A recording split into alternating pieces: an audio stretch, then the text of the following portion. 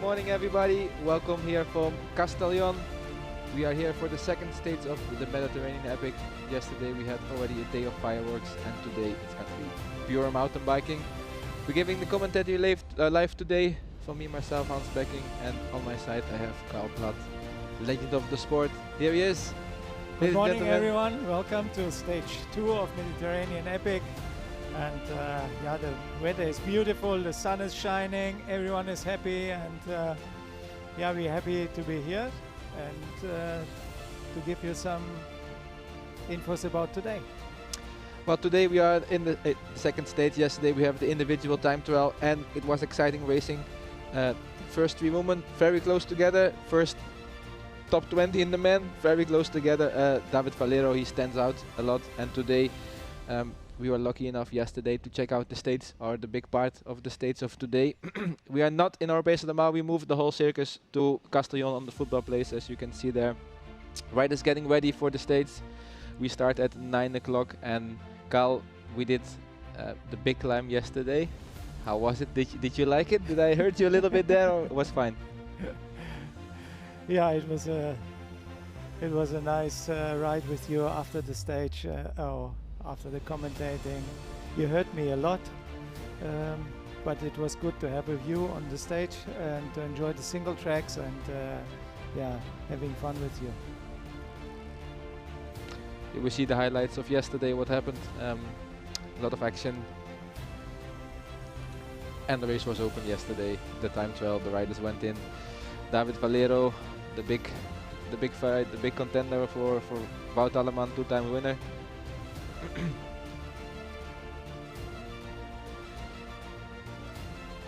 Nice warm up next to the beach, big climb, big lactate shower.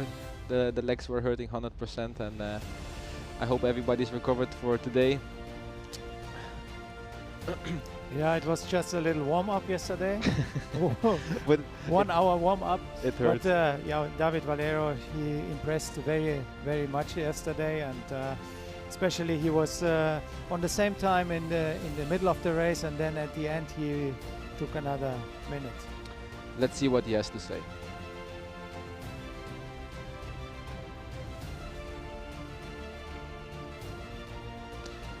So, Karl, and there we go. Day number 2. What to expect? The women race, less than 15 seconds between Rosa and Natalia. They're gonna hold each other's wheel, or they're gonna just attack each other from the start, or 1 second, we're gonna listen to David. Bueno, la verdad que muy contento de volver aquí a Mediterranean. Y cuando yo corrí las ediciones anteriores no había contrarreloj, y este año pues bueno, volvemos y con el feeling de que empezamos con una horita de carrera muy intensa. Pero bueno, la verdad que contento de estar aquí con el buen clima, con el buen ambiente, la organización y con un montón de ciclistas de mountain bike a nivel internacional y nacional. Muy bien. ¿Y qué esperas de las siguientes etapas? Bueno, a ver qué tal cómo se van los días, a ver cómo va respondiendo el cuerpo. El inicio de temporada aún queda muchos años, pero bueno, yo creo que intentar irnos con un buen sabor de boca de aquí y afrontar los próximos retos. Perfecto. Congratulations on your win. And how are your impressions on this first stage, and how do you feel about it? If it was a bit technical, a bit difficult? Yeah, it was a beautiful stage today. This morning it has rained a bit, so it was more slippery than I expected. And but yeah, it was so much fun. It was my first race of the season, so it's always a bit, you need to get used to it. And actually my legs were really bad today. I started a bit too fast and I was too excited today. But yeah, I'm super. There we hear it from our two winners from yesterday. David was very happy to race with a lot of good riders, and the gap yesterday was insane. 58 seconds for Wout Alleman, and he's holding off the Cannondale boys together with his teammate Martin Stosek, also very close by. So today it will be Team Klimatiza versus Team Buff BHC, Team Cannondale, I guess. Yeah, don't underestimate also the Orbea guys, Speed Company Racing. I think they had a bad day, and so I know they're very aggressive. And then the women's race as well. Less than 1 minute between Hannah Otto, Natalia Fischer and Rosa van Doorn. Yesterday, Rosa and Natalia were very, very close. We saw a lot of aggressive racing from Natalia, so I think today it's not gonna change. It looked like sunny. It's not that windy like yesterday. Yesterday was really windy. Also yesterday when we checked the course, we had even some rain on the top. Today it looks like the weather is a bit more relaxed, a bit more clear. Sí. La Mediterranean Epic. Y primer clasificado, pasamos al español porque aquí es donde vamos. Tenemos a nuestra máquina, el climatizador de Baja, de Granada. Buenos días, Laura. Estamos en Canción de la Plana, segunda etapa de esta Mediterranean Epic. Se están colocando los 10 primeros de la clasificación de general en la línea de salida y en breve pues tomaremos salida de esta segunda etapa, como bien he dicho, 57 kilómetros con 1400 metros de nivel, en las que me acaban de confirmar que el terreno está bastante seco. Yo creo que el viento que hizo anoche dejó el terreno en un perfecto estado para la práctica del mountain bike y poder disfrutar de una jornada del más alto nivel. Justamente con Héctor Bracacías, CEO de Publicom. So Antonio Ortiz is following the race on the mountain bike, on the e-bike of course. He said that from the wind, he think the rain from yesterday make even the trails more clean. It's gonna be smooth and fast ground, and like we already see yesterday, they clean up the trails very well.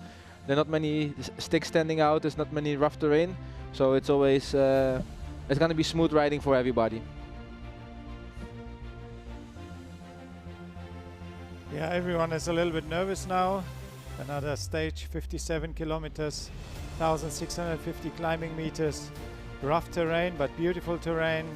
So we have a little climb in the beginning, then to the first feed zone we have a little downhill, and then a long uphill with a long steps.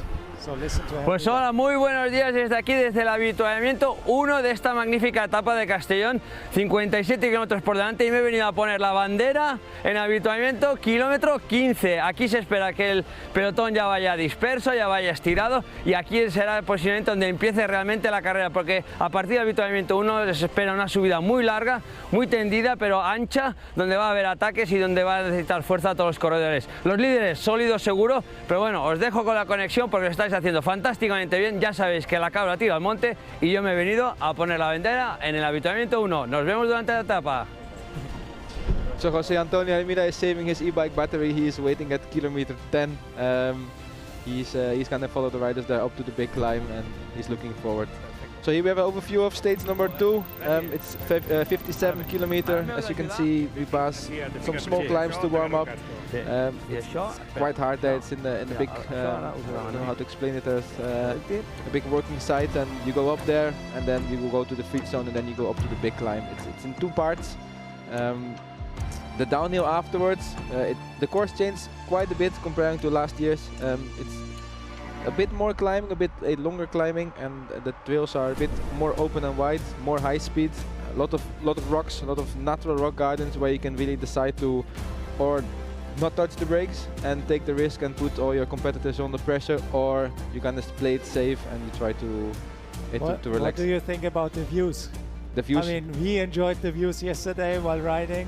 Probably the riders today, they won't get the views to see because they're under pressure and the heart rate is on the roof. The wheel from the rider in front of him, the rear wheel, that's what I didn't see. Okay, almost go time for the lead man. Nerves are there, the time is clicking, and almost time to go, Gal. You feel the tension. I see 2 teammates next to each other. My heart rate is also very high now. 3 Cannondale riders, 2 Bob Bihatches, and the leader that really stand out yesterday. With almost one minute gap. We spoke with Wout yesterday. He was asking himself where David Vallejo took that minute, because it's very fast. A lot of respect for this man on this kind of racing, and he's such a relaxed, respected guy. Yeah, let's go. Let's go sharp turn to the left and directly some asphalt. Yeah, everybody's just looking for position. It's beginning. It's quite open. There's a big climb, so gonna go uphill in the asphalt, so there's no need to spin directly the first 2-3 kilometers. The first real narrow single track will be after the first climb, after a kilometer or 3-4. So you see everybody's on a big line there. Yeah, you can see already that people try to find their position in the peloton, in the group, not to be too far back for being for the first single track. I mean, riding in front is, helps always because you can try and position yourself quite well, and it's important where you end up in the first single track. If you're too far back, yeah, it just costs you too much power to make your way up front. And yeah, you see already some back markers. They're taking it easy. Or they're just saving the bullets for the last part. Yeah. If Carl, you don't have enough power, you better save. You would dare, like, if you know that there's a big climb on asphalt, you will have the nuts. Let's say let's put it that way. You would have the nuts to just stay in the back of the peloton and just put one effort to be in the front. Then always spend your energy and try to stay in the front position and fight for position, or you would try to just relax, and if you know the course, you know exactly where you have to be in front, so you can wait a little bit and just do one effort to be in the front, or you just prefer to be in control outside the danger zone. I mean, if you're a contender for the first places, you for sure want to be always in front. You don't want to get into a defensive role somewhere in the back between place 20 and 30, because you can't just wait to get on a good position on before the first corner or before the single track, because maybe someone else closes the door and then you stay 20 places behind. So it's super important to have a good position already from the beginning and keep this position. But here, if you have the legs, so you for sure stay in front and have an overview over the race, because there also might be some riders, they're taking the opportunities to attack before the first single track, like Lukas Baum or Georg Egger. Yeah, one thing, if you are fighting for the overall, you are in the top 10 positions in the overall. If you're too far back, the competition will see it and they just open the gas, full gas, because maybe they think you're hurting or you're too far back. So it's never a good idea to play too much poker, because it can catch up to you and they put you under pressure. But I remember very well this climb. It's asphalt. It's going up, and as you can see, it doesn't look like they're really going fast, but it's high tempo. Now they will go to the right, and they will go to this big mine where they take all the stones. It's quite a steep climb, and it's a nasty one because it's a big road, Carl, and you go just straight up, and you just have to hang on. I feel the legs already of the guys, because they are 3.5 minutes into the race, and the heart rate is probably already on the highest, and finding for positions, finding your space. But the pack is still together, so you ride the pace is not that high. Till you're there. Till you're there. Till you're there. I'm gonna change the words of Carl there a little bit if I can. The pace doesn't look very high, but probably it is very high. So yeah, here we go live on board. You can see everybody is like the outside. Everybody wants to move outside in. It's like a little wash machine in there. And here it's the white socks are already gone. This is mountain biking. This is mountain biking. You also wear white socks and white shoes like me. Yeah. So we were always making jokes, the princess and the white socks. But today there are some big puddles on the course, so the white shoes will not be there. Here we go with the women racing on the right side. Here we see Rosa van Doorn in the leader's jersey with Natalia Fischer next to her. And then we have Hannah Otto from America. Within 1 minute, game phase on. Carl, the last seconds before the start, what's going on in your head? The last 15 seconds, what are you thinking?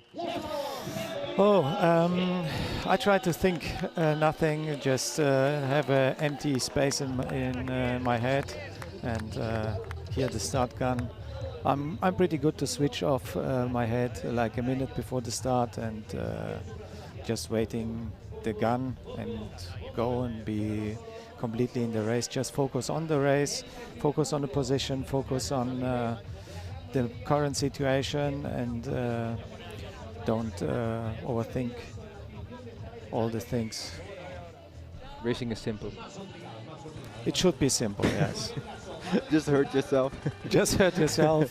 Well, I bring think your heart rate up. Yeah, if and you suffer. If you have a big field of riders, you see here, it's early in the race, and it's not for Rosa to put full gas or Natalia to already attack this early in the race. The natural shifting, it will happen in the climbs, and it's 57 kilometers. It doesn't sound like it's a huge stage, but there's never 1 meter flat. There are a lot of single tracks. There are a lot of beautiful single tracks. Hats off for the organization and people that making sure these trails were clean, because yesterday we did the part and it was just so enjoyable. Left, right, up, down. In Germany we say eine Rutschbahn. It's like a eine Rutschbahn. Eine Rutschbahn. I learned a new German word yesterday that means like it's a roller coaster, and really sometimes the G-force goes down in your stomach. You go left, right, and yesterday we must say we're riding it late at the day and we were a bit tired, but still we had so much fun. We were laughing all the way, and a stage like this is what racing is about. It's a good climb, good physical climbs uphill, big effort, and then in the downhill it's just smiles. And even if your lactate is through the roof, you're gonna enjoy it a lot. And I must say, commentating is nice, Carl, but racing a stage like this, where the riders are now at the moment, I don't envy them because it hurts. But when they are up top of the mountain, I prefer to switch positions. But we cannot have it all in life, Carl. Yeah, exactly. I mean, with the weather today, with the beautiful buenos sunshine. Buenos días, Laura. Buenos días, Isma. Pues mira, aquí veis esta salida con el sol saliendo del mar, una luz muy bonita. La carrera femenina ha salido muy tranquila. En principio, Rosa ha puesto el ritmo para controlar un poco y va todo el mundo reagrupado. Lo que es la carrera élite femenina de momento, con Rosa a la cabeza, muy atenta Natalia Fischer. Y yo creo que en estos primeros compases, que es una pista ancha, ahora mismo estamos en un tramo de asfalto, será un poco para poner el cuerpo un poco a ritmo y entrar en la parte superior, que ya hace que se decidirá un poco y se romperá un poco más la carrera. Yeah, the women racing has a little bit of a different dynamic. They're taking it a little bit slower at the start and try to keep a good tempo, and I think the race will open on the first climb where you can make a difference. Pues mira, he visto a Rosa muy tranquila, la líder, que al final llevar el liderato siempre te puede poner un poco nervioso por lo que supone ser el líder de una prueba, pero la he visto bastante tranquila, confiada. Vamos a ver cuáles son las sensaciones y su rendimiento.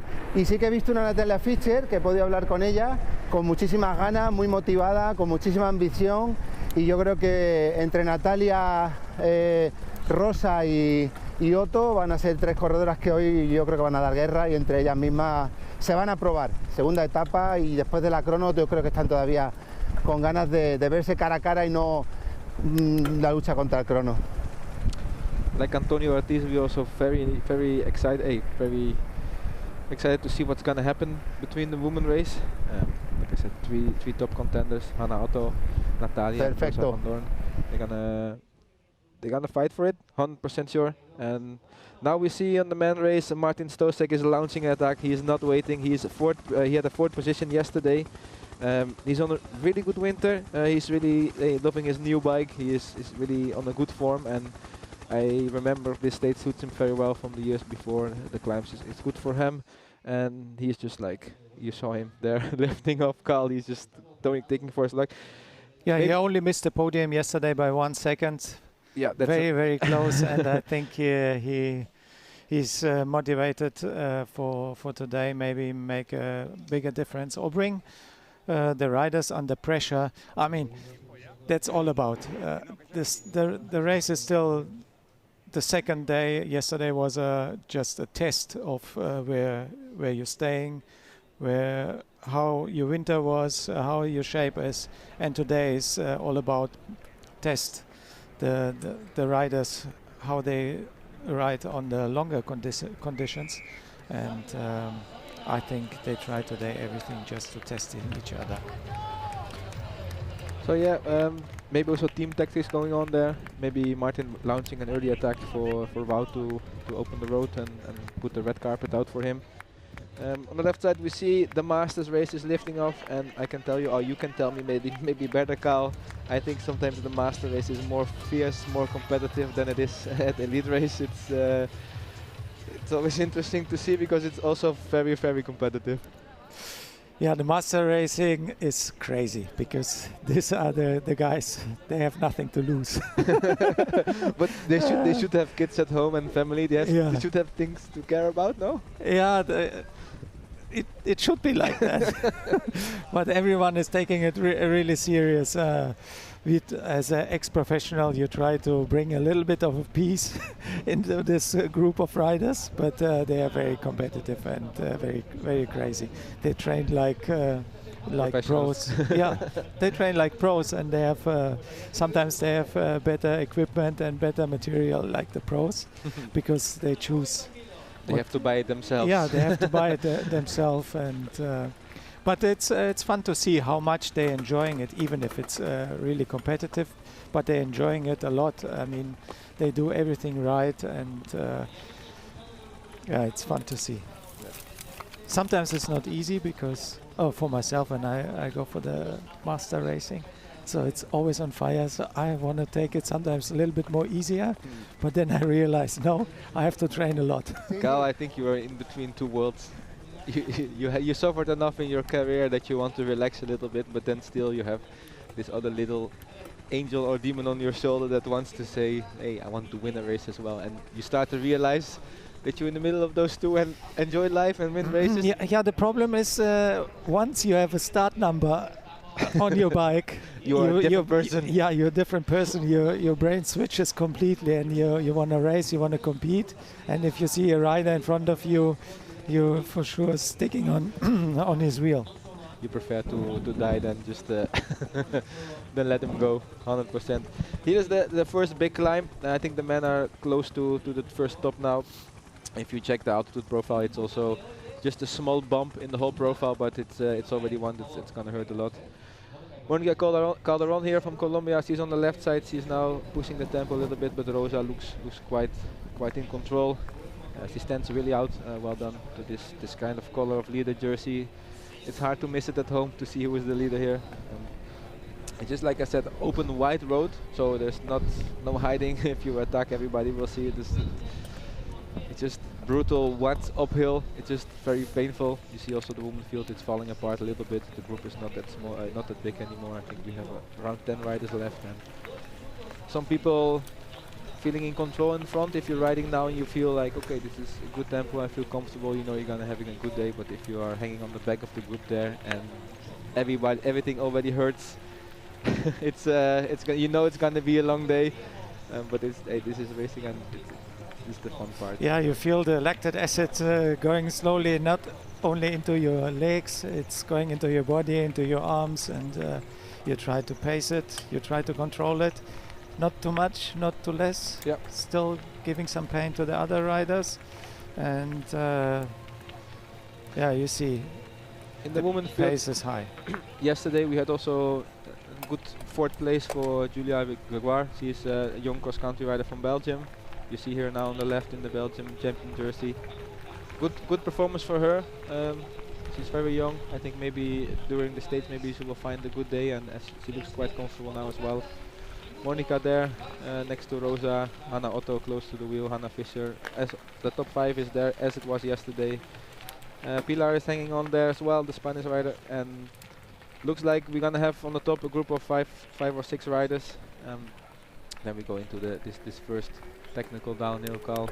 Really enjoyable. And yeah, it's always easier to hang on the wheel to see your competitors. Maybe you can control your speed a little bit more, maybe suffer a little bit more. It's always different to yesterday, where is the time trial, because then you have to dig deep just on your own, and you have no comparison. But now in the pack, like we said also yesterday. Sí, os escucho alto y claro, os estoy escuchando toda la carrera lanzada, las chicas en movimiento, todo el pelotón. Y yo estoy en avituallamiento 1, como bien os decía, kilómetro 15.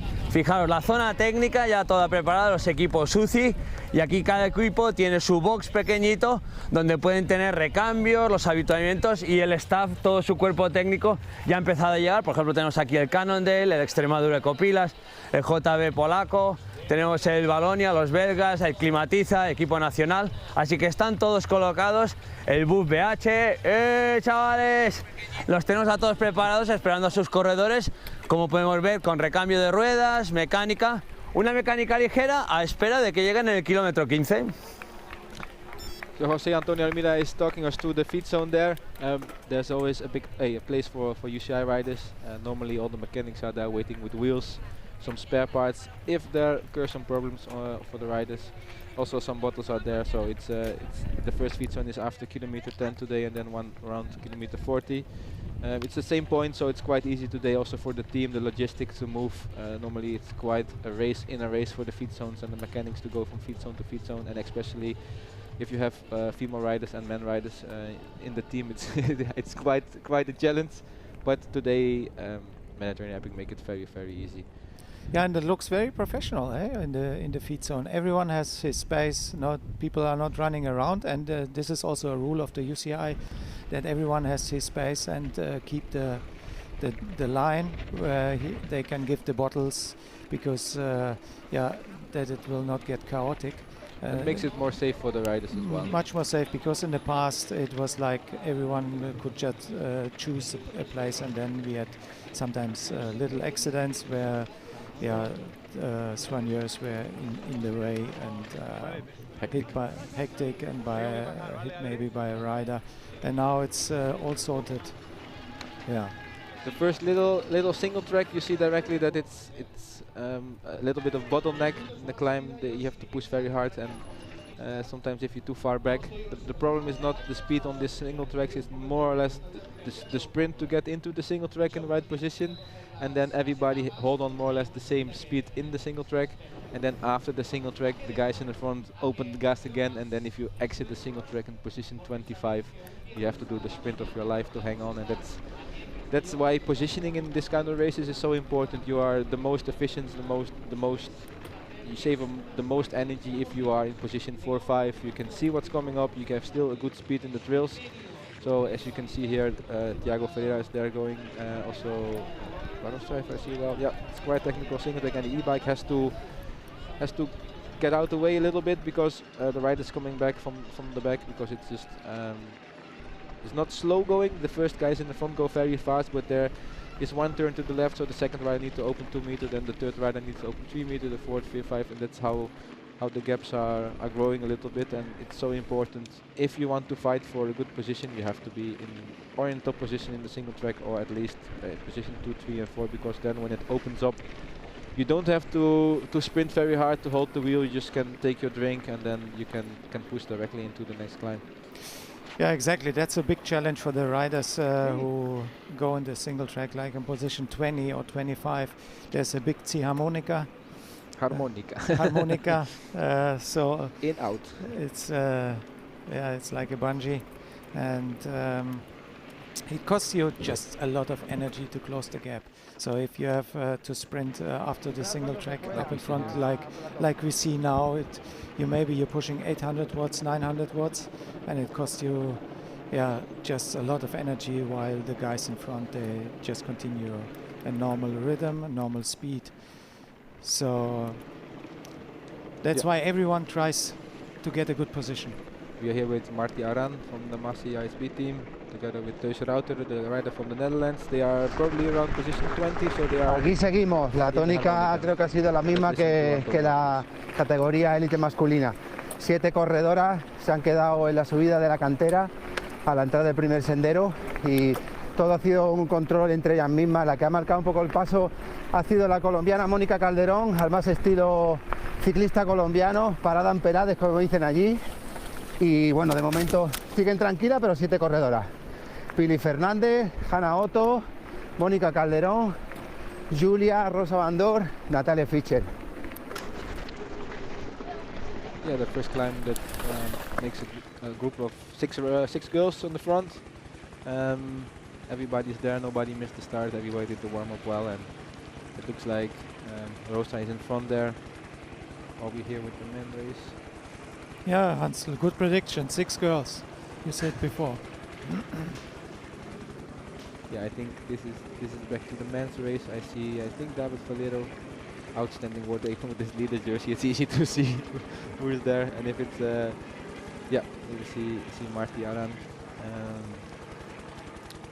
This kind of position, you just hope it slows down a little bit in the front and you can come back to the front group.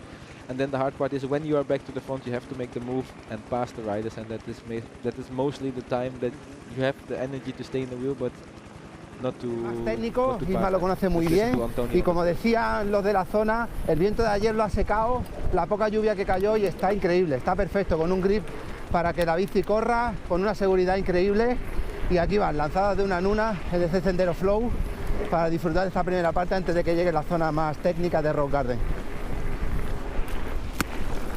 Yeah, Antonio Antis is saying that from the rain from yesterday, the grip is absolutely perfect. The trails are very, very, very good, so good to see. We are super happy today to have the helicopter up as well. Carl, if you hear the helicopter, you're still in position to win, or for the riders, you think it gives extra motivation to hear the big bird on top of you, or? Yeah, it's a great feeling to hear the helicopter, because for me it reminds me a lot of other races, and then it means you're in the front. So here they have a little change comparing to the course of last year. Here we go up to a steep climb, Carl. We started the race here yesterday. To be honest, we were a bit late to do the whole course. So we went up this time. It's quite steep, and as you can see here, there's something going on. Yeah, it's hard for the riders to, as the course is new, that it has a little sharp turn to the right.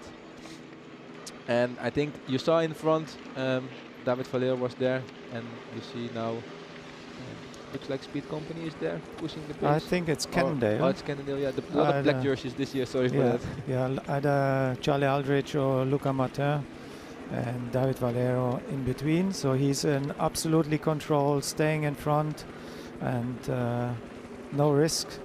So it also shows if you can stay in front, so your legs are good, your shape is good, your mind is good, and yeah, playing games. So the first climb shifted the race a little bit. We have a group around 15-20 riders there. I think everybody is there, a lot of black jerseys. Now if you are in the second group, Carl, you would try to close the gap, or this is the moment where you want to make your own tempo like Marty here. I think this is still the first group. But with you, yeah, it's time to eat a little bit. 20 minutes into the race. Yeah, after 20 minutes. When do you eat normally? So I always started like eating after 20-30 minutes, maybe my first gel, because this is the time where you can or you have to have an intake of food, your energy, maybe a gel of 40-45 grams of carbohydrates. If you miss it now, it's gonna be too late, like when you start only after an hour, so you lost already 150 to 200 grams of carbohydrates, because in the beginning of the race you burn a lot, the tempo is high, and then it's important to refuel all the time. It's beautiful to see 3 Cannondale riders in front there, then the leader, and then above behind 2 riders there. It's the team tactics today is going to be very, very interesting to see. It's a great team dynamic.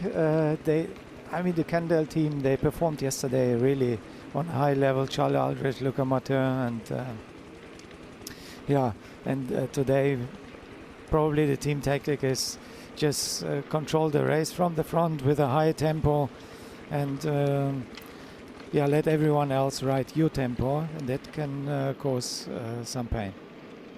Yeah, nobody really missed the start at the first checkpoint. Everybody from the top 10 yesterday is there. Georg Eiger a little bit farther back in the first checkpoint. Maybe he didn't start the diesel or the engine that fast this morning, but everybody's there, and it's going to be Carl, this climb to the end, it's a very steep section. It's a big road, but there's only one clean line in the middle where you have to have traction. So I think soon we will see maybe even some riders putting a foot on the ground because somebody in front of you make a mistake. Here the woman girls, Julia Gregoire is still hanging on. We are left with 5 riders. I think Pilar Fernandez, she had to drop off a little bit. Still interesting to see her. It's the Rosa in second position. She's controlling Natalia, I think, if I see well. And it's already high tempo early on. The women are left for 20 minutes and it's already full gas. Yeah, it's already full gas, and I think Monica Calderon, she probably was a little bit disappointed of yesterday. She lost about 2 minutes, and so she had a quite of a fast start and trying maybe to keep control of the tempo, and now we can see she's there. I listen also the e-bike breathing. Yeah, maybe they're saving some energy this is the of the battery. The first downhill, and it's super fun to see. It's always in steps. There's rocks, and sometimes you can go full gas, and sometimes you really have to have a late weird move to get your bike safe down. But it's really fun. The ground is perfectly, so I think maybe if it's some little bit dusty, there's some loose rocks, it's a little bit more dangerous. But yesterday night, when we were riding there, actually we had a big rain, and then now the ground is a little bit humid, but like a little bit, but it gives you so much grip, and it's really enjoyable to ride. It's quite technical, I must say. There are sometimes some drops, and here some sharp turns, as you see, foot out. It's a safe way to get down. Also super cool to see that the fans are showing up, supporting the riders, giving them some cheers along the route. And I see Monica. This is a proper downhill, hey? Yeah, we didn't do it yesterday. I think we only started a little bit later, after kilometer 7.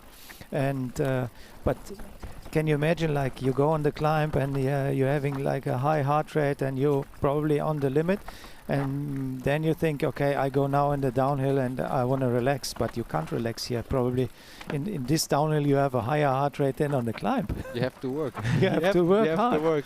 And that's the adrenaline is high. That makes this racing so intense and so fun to do. You're always on the gas. You always need to be focused, and then here you see if somebody makes in front of you. Now Monica maybe is a little bit trapped behind Julia, but I guess it's a matter of time. They reconnect again in the front, and it's now. Yeah, now you see the gap is already there between the first riders, because and then maybe you're 5-6 seconds behind. You have to close it, and you're losing energy. You remember this climb, Carl? Yesterday it's very steep, and you see David is pushing the tempo quite hard, Wout in the wheel, and Martin behind there. So now it's a good position, a good place to be in the front there, actually, because like I said, there's one clean line, and he can really choose his line, and he don't get in the way of other riders, and he can just do what he wants and what he does best, and that is putting 500 watts down on those poor crank arms. I think it's a good move if you have the legs to go now in front, because like you said, there are different lines, and sometimes it's good to control the pace, to dictate the pace, because everyone else must follow your pace, and you feel comfortable with it also mentally. Then you know, okay, I'm the king of the race. I think Charles Alberts is a little bit in trouble there, if I see correctly. The black jersey there. Looks like it's David Valero with Wout Alleman directly on the wheel, followed by, I think it's the champion from Poland, Lukasic, if I'm not wrong. Hard to see, but I'm super happy we have the helicopter up, and now they go in this downhill. And let's go back to Antonio Ortiz. Pues Laura, estoy como tú, cogiendo aire, porque justo se ha roto en la primera bajada, un poco con más desnivel, no tan técnica, pero sí con más desnivel. Se ha cortado ahí el grupo y he tenido, aunque vaya con el bike, pero hay que hacer un esfuerzo para llegar. Y se han quedado las 3 primeras de la clasificación general, de la etapa de ayer, de la crono. Hanna Otto, Natalia Fischer y Rosa Van Dor.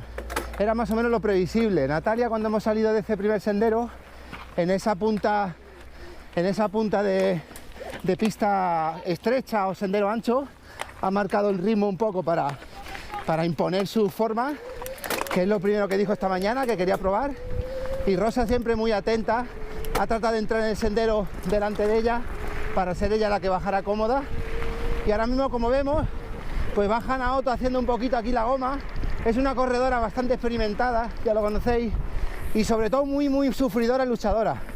No va a soltar tan fácil, va a dar toda la etapa esa goma de entrar, salir, pero parece que aquí va a estar, si no cambia nada, un poco el desarrollo de la etapa.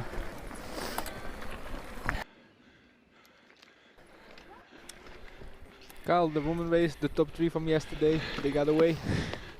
Yeah, they got away, and like we saw in the downhill, they lost the time in the downhill, and they gapped the other riders. Yeah, it's this kind of trails where you get away, you have a small gap, and then if you're already on the limit on the open sections, you don't have the horsepower to come back, and you start to decide to make your own tempo.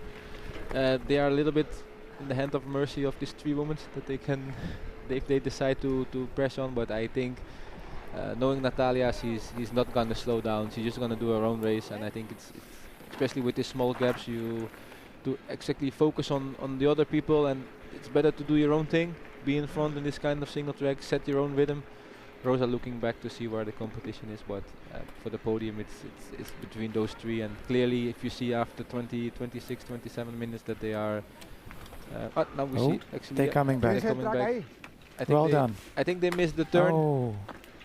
This is stage racing, this is marathon racing. It's not only like we said, pushing the powerful guys. You also have to look the signs, and it's always a discussion if it's the fault of the riders or it's a discussion of the organization. But how many times did it happen to you, Hans? Did you miss? Sí, Laura, como habéis visto, pues mira, aquí ha habido una duda con las chicas en lo que es la cabeza de carrera, y en principio van bien. Lo que pasa que bueno, ellas mismas se han creído que no iban por el dual correcto, pero yo creo que van bien. Es por aquí. Sí.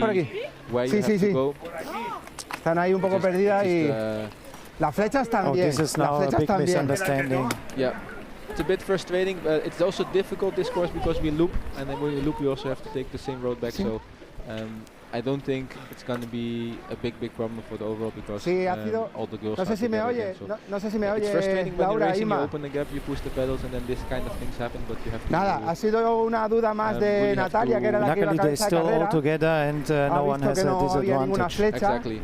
Y ha decidido girar, pero en principio nada, es el tramo de transición de hormigón que está claro. Lo que pasa que muchas veces con los nervios dudamos. ¿Dónde está Vincent? ¿Es por aquí? A little bit lost. Es por aquí, es por aquí. It's a track. And now, luckily, Antonio Ortiz is there to guide the girls on the road. You will get very nervous if this happens, but this is unfortunately also the things that happen if you are on open roads. A lot of single tracks, there's a lot of signs, and we'll see what happens. But in my case, I was always the lucky one that was dropped there, and I had the chance to get back into the race if this happens. But it's a bit frustrating. But like we said, Carl, if you're racing hard, you need to focus on the course. You need to focus on everything. And sometimes it looks like you're on the right wheel, but if the sign is not there, after a while you have to also. Yeah, it's not only pushing hard. I mean, the whole racing. It's having a clear mind. Look in front of you, looking for signs, because this is marathon racing, and you have to be careful about where you're going, and also what you're doing, and see what the other riders are doing. Be careful about your nutrition, drinking, everything. But now it looks like they're finding their way. But the men didn't miss anything. That's always the discussion if you make between the organizers and the riders. Laura, ¿me oye? If 100 riders go the good course and ha habido un poco de caos aquí. Sí, el track está bien, pero en este cruce que decía parecía que había dudas, se ve que alguna de no, 100%. Maybe they get just confused on some markers. En ese punto, Here we donde have no the man race. no tenía muy claro The los group is a corredores little si bit era smaller than before, but recto o a Alleman la in the derecha. front, Además va muy putting some paralelo gas. y puede parecer de primeras que vas en el sitio, pero rápidamente te das cuenta de que se va retirando un poco del track. Bueno, esperemos que sea un incidente de carrera que puedan solventar.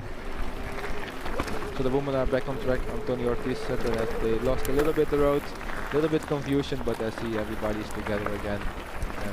It's Rosa have to chase now a little bit. I see the other girls on top of there. It's fair play, everybody waiting on.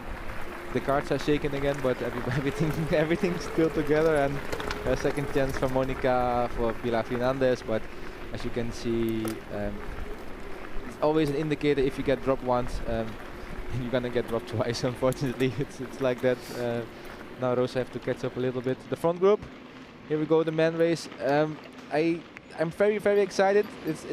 Maybe the group, like, it looks like it's easy cruising, but everybody here is very happy to hang on. It's David Valero is a little bit far back in the group. Maybe he has a problem there, because it's not the position where he should be entering the first feed. So now after 10 kilometer, he is stopping there, I think, on the back, if I see correctly. So not a good sign for David Valero with the shining leader jersey. I think maybe now the Cannondale teams, as you can see, there are 4 riders coming very fast out of the feed zone, so they are 100% not gonna wait.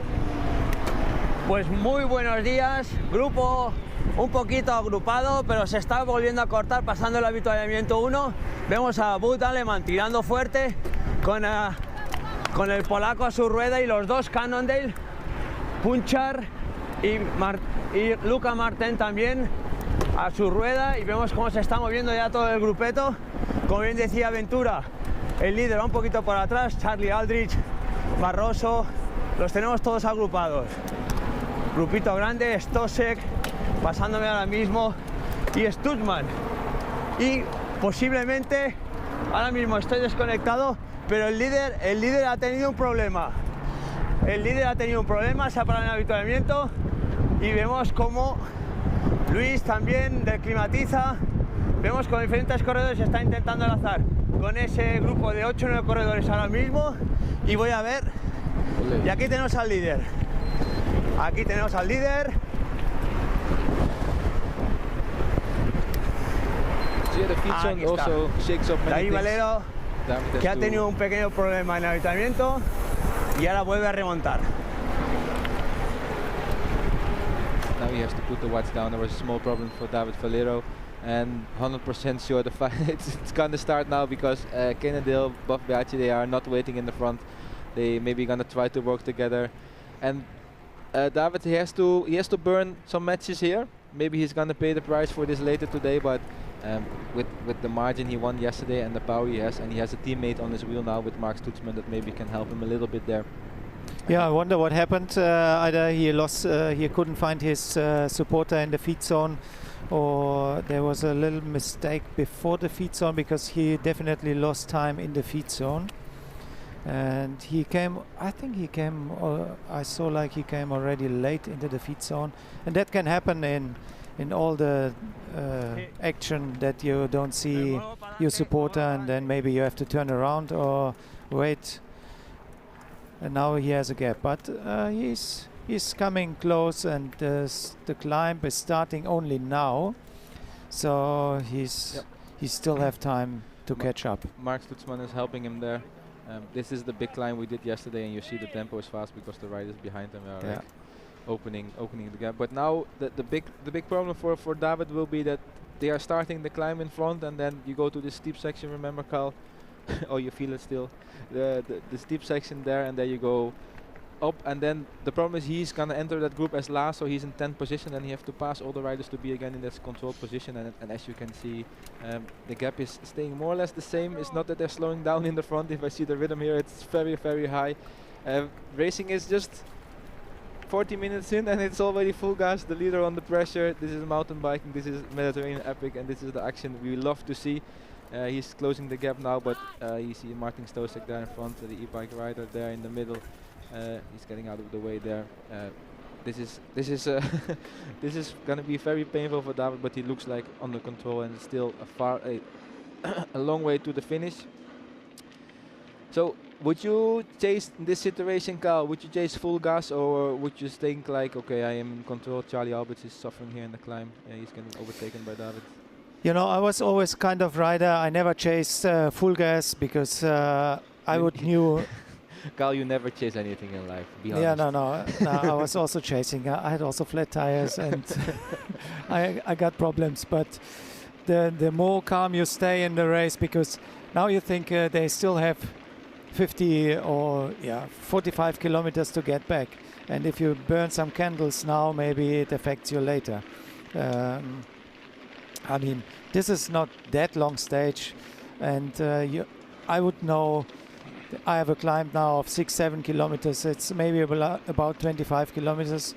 So I would always keep the distance, and when they slow down a little bit, then you close the gap. But every rider is different. So David, I think he wants to be in control, and he has the power, and he's closing the gap. It's not the perfect situation for him, but for sure he has time to manage the mistake. Maybe he missed the bottle, or maybe he wants some extra gels, or he lost something during the race, or we'll find out later what happened to him. But he looks like he's still back in the race. Also, a good impression for me. Krzysztof Lukacic. He was on the wheel of Martin, the Poland champion. He's always very fast here in the Mediterranean Epic. A very good climber, and today I think the stage suits him very, very well. So. Together with Cole Ponchard and Luca Martin, here are the top 5 riders coming out of the feed zone. That's always a good sign that they're on fire, and here he is moving up in the front group. And this is the thing that's gonna hurt a lot. The front group is moving fast, they're making a lot of meters, they're climbing fast, a lot of watts going down, but to be in the position he wants to be, he has to pass those riders. So just a matter of him to control himself, get the recovery in the wheel. Like now he's back in a very good position where he wants to be. So it looks like everything's safe for him, not a big problem. Martin Stosek here, above Biaggi on the end. Then we have from the Cala Bandidos, we have Barroso, if I'm correct. Yeah, also in a very good shape. But you can see the tempo is very high. I had a look on Mark Stutzmann now, and he's pushing, I would say, close to the limit. Yeah, the speed can't get any higher than he drops. Yeah. And you see like little gaps, and they're moving with the bodies a little bit more forward, and shaking and bouncing on the bike. It means, there's not much space left. Here's a steep to section. Go harder. One of the Cannondale riders is hurting. He is in the hurt box, and Wout, in this kind of climbs, he is just on fire. He's just really, really fast. He's also hurting Martin there, his own teammate, but I think that's individual racing. They're not waiting for each other here. It's just full gas. This climb also, it's a lot of time also to come back, because there's steep sections, a little bit flat, steep so it's not really one is very, very consistent or very, very steady. That is the next one. They go on the top of this one, they go down on the second, a very technical trail, so maybe the cross-country riders they can come back there, and then after that it's a physical wide open climb to the long downhill. So nothing is lost here if you are not feeling great lad, but you're gonna be hurting here if those steep things if they already take you out of breath. Yeah, I think the main goal is to survive this climb. Pues sí, estoy a cola con Stosek, cerrando ahora mismo el fuertísimo corredor también del Cannondale, Cole Ponchard, y tenemos al corredor de Climatiza, Barroso. Y es que Lukacic está marcando un ritmo altísimo en cabeza. Valero ha remontado, como bien decir, del segundo grupo al primer grupo, pero no las tiene todas. Vemos ahora mismo en esta zona que sube, será esto un 8-9% de un encementado, y está realmente haciendo mucho daño. Y es que Lukacic delante está apretando fuertísimo. Ahora veo que hay un pequeño movimiento de Valero. Voy a intentar ofrecer las mejores imágenes que puedo. Vemos a Martín, Luca Martín también pasando problemas. Barroso parece que se quiere mantener aquí en este grupito, no quiere descolgarse. Y vemos como el gran movimiento de Lukacic, donde ha encendido los fuegos artificiales, ahora mismo le está dando continuidad David Valero. Fijaros cómo David Valero ha visto rápido la oportunidad de reventar el grupo. David Valero, Lukacic, Wout alemán. Tenemos aquí Barroso, y también tenemos el dorsal número 23, que se llama Martín, Luca Martín, que se ha reenganchado en el último momento. Y fijaros, posiblemente este sea el movimiento ya del día de cara a meta. Faltan muchos kilómetros evidentemente, pero este grupo es el más fuerte ahora mismo en esta subida y sabiendo ellos que aún quedan unos 2-3 kilómetros de subida constante. High level on this group. We have the riders from the top 10 here. We also have Austin Brovold here in the front. He also had the top 8 yesterday, so we didn't speak much about him, but David, he's going to the front now and he heard all of them. We have Barroso, we have Luca Martinez hanging on there. Stutzman is coming back, so it's now the really good climbers on this longer climb. They find their position. Maybe in the beginning was a bit nervous, so maybe some people got lost, and now is the perfect timing to hang on your wagon on the train here to see if you can follow. And David, he doesn't want to give away the control of the race, so he goes in front and keep control of everything, and proves that his time yesterday was a power. Not stolen, no. And he's a powerhouse. So it looks like he is in incredible shape and hurts everyone else. Charlie Alberts dropped a little bit back together with Samuel Porro from Italy. They're not far off the front. Probably with a good downhill they come back, and they are just depending on what David Valero is going to do. But Wout Alleman is on 3-4 meters there, and it's not, I think, not because of luxury, just because David is putting so much watch down. But it's a good group.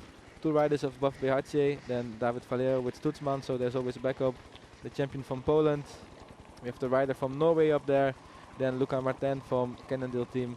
So it's going to be a little bit what we expected, a group of around 5 till 10 riders. And after the big climb, there are smaller climbs. So I think if you really want to make a strong selection, or you want to open up the gaps one by one, it's going to happen here and not after. So it's going to be interesting. Rosa van Doorn here on the trails, looking smooth, fast, shining in the leader jersey. I hope she already catched up of that the race on the women race is like on the way fair, and if we see correct, the leading woman here, Rosa van Doorn.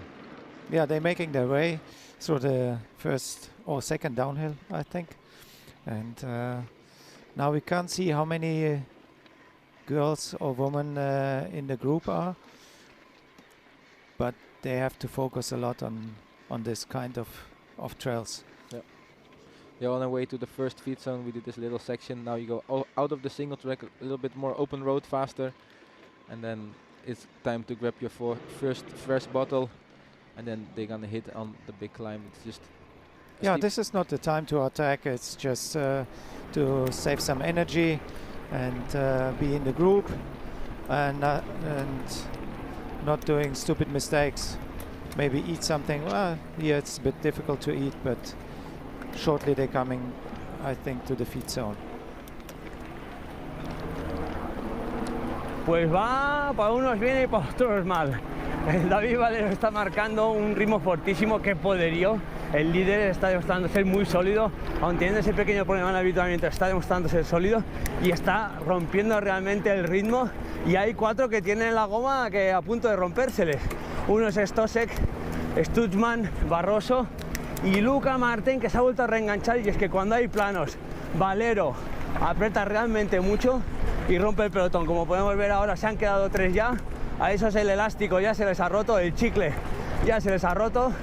Y tenemos aquí a cola el último que sufre engancha, que es Luca Martin.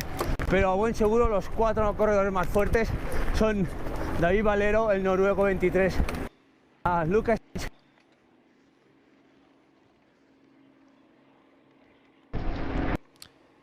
Natural selection by David Valero. The leading group of F8 is cut by 3. Now we have 5 left, and the tempo from David is just another level on this kind of. Yeah, it shows again how unbelievably strong he is, because he is quite a big rider, and especially in this steep climbs, to go that fast, it means you have good legs. Looks even like dropping this the lighter riders like Luca Matteo, Stutzmann. Stutzmann is a good climber, but they're suffering a lot. But Wout does look good to me because he's not trying to attack. He's an aggressive rider. So normally I would expect if someone goes on the limit and then Wout would go a little bit faster just to teach him a lesson. So it's showing some mental games. But yeah, he's calming himself. Or he's on the limit. I don't know. Yeah, that can mean two things. If it's not fast enough, he will attack, and if he's not attacking, it's probably fast enough. Here we see Rosa van Doorn. She's solo in the lead, if we're not mistaken. Quite a difficult situation for her. She's catching up elite men riders, and also elite men riders, they are or master riders, or they are just also in the race. She's not allowed to hold the wheels, but if you see in this situation, the men are gentlemen. They're staying on the right. She's doing her thing on the left. Let's see if she's gonna take her bottle. And then here is the team manager, Pau Zamora. Last year he missed the bottle. This year he's doing it better. Let's have a small break from all this racing action, Carl. I'm excited what's gonna happen. See you later. We can have a coffee now.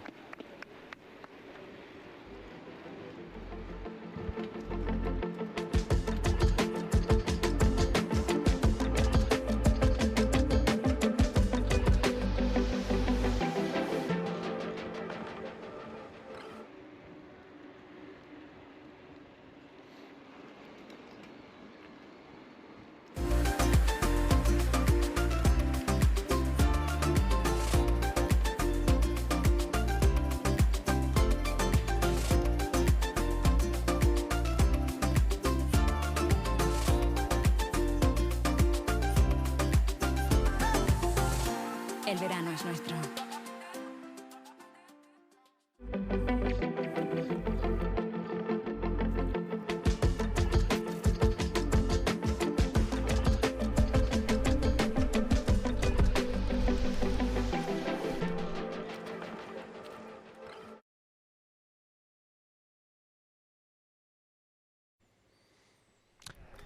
Straight into the action with Natalia Fischer doing what she does best, full gas, attacking aggressive on the pedals. I don't know how much is the gap now on Rosa van Doorn, but less than an hour in, and I expected that they would hold on the wheels a little bit longer, wait a little bit longer, but no rest for the wicked. Laura, yo mismo soy cabeza de carrera con Natalia like Fischer. No sé si me oís, pero acabamos de pasar, pues mira, justo después de esa duda en ese cruce, ha habido ahí un revuelo en el que se han separado todas las féminas, en el momento en el que, como bien decía Isma hace unos momentos, llegaban las categorías máster por detrás y se han mezclado entre ellas, entonces ahora mismo va muy repartida. Yo me he adelantado hasta llegar a Natalia.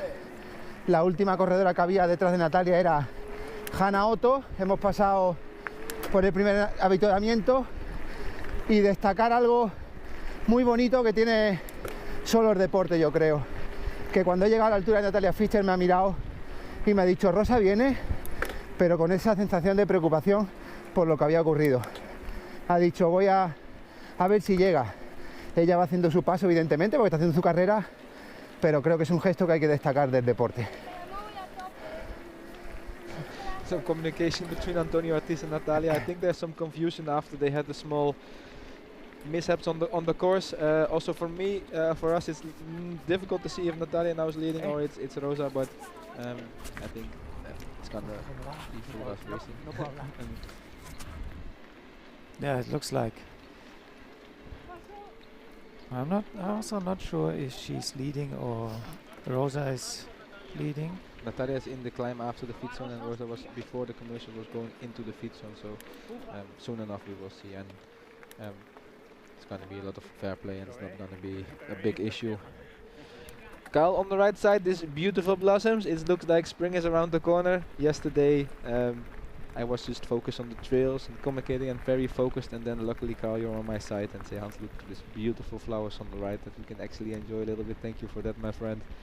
Yeah, and even I was more on the limit than you because I was at a heart rate of 170. That's quite high for me, just following your wheel.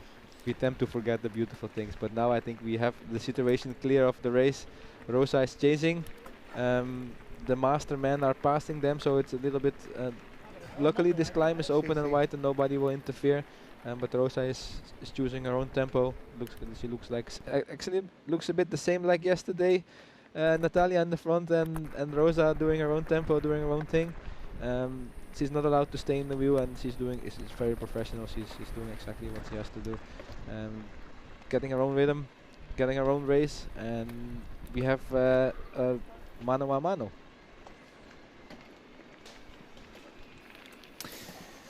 Yeah, I think about the situation because I also been racing some master racing, and where we catch the woman. It's not easy also for the woman because they don't see then the leaders, and it makes quite uncomfortable for them. But yeah, it's racing, and you have to believe in yourself and go your rhythm and try to push as hard as you can and not get interfered by any other riders. Yeah. And also Rosa is smart enough if you see a single track, and also lucky enough in mountain bike. Respect is one of the biggest thing we have as a good point of mountain biking, that even they will understand that Rosa is the leader of the masters, and it's gonna be good racing. Yeah, she looks strong, eh? She looks very. She's not worried. Comfortable. She's not worried. Yeah. Carl, tell me, the pedaling looks very nice. You do, if you have the master racing and you come across some girls on the course, are they nice to you? Are they scream at you, or are you scream at them? It's a good question. It's Be always honest, Carl. it depends on the situation. No, but I mean, master racing, it's not important. So when we pass some girls, I always greet and say, "Hey, good morning. How are you? Good luck for the race," and then we pass. But only if there is space. We would never be unfair and drop them off the trail or push them off the trail. So we still love what we're doing. We love racing, and there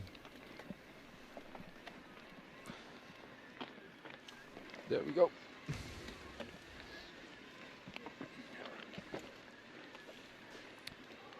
There we are. This is us sitting here, nice and comfy, having also a big screen in front of us, so we see the race action. We have all the information here. Yeah. The beautiful German next to me. Danke for the flowers. So you actually have an idea who's talking to you. That's us. Yeah. Carl, you been to this race one time. I did it 6 or 7 times, so we know what can happen here. Yeah, it's good also to pre-ride the course a little bit, and to have an idea where the guys are riding, and also to have an imagination how it feels like to pedal the uphills. I mean, we talked about already the uphill is always in stairs.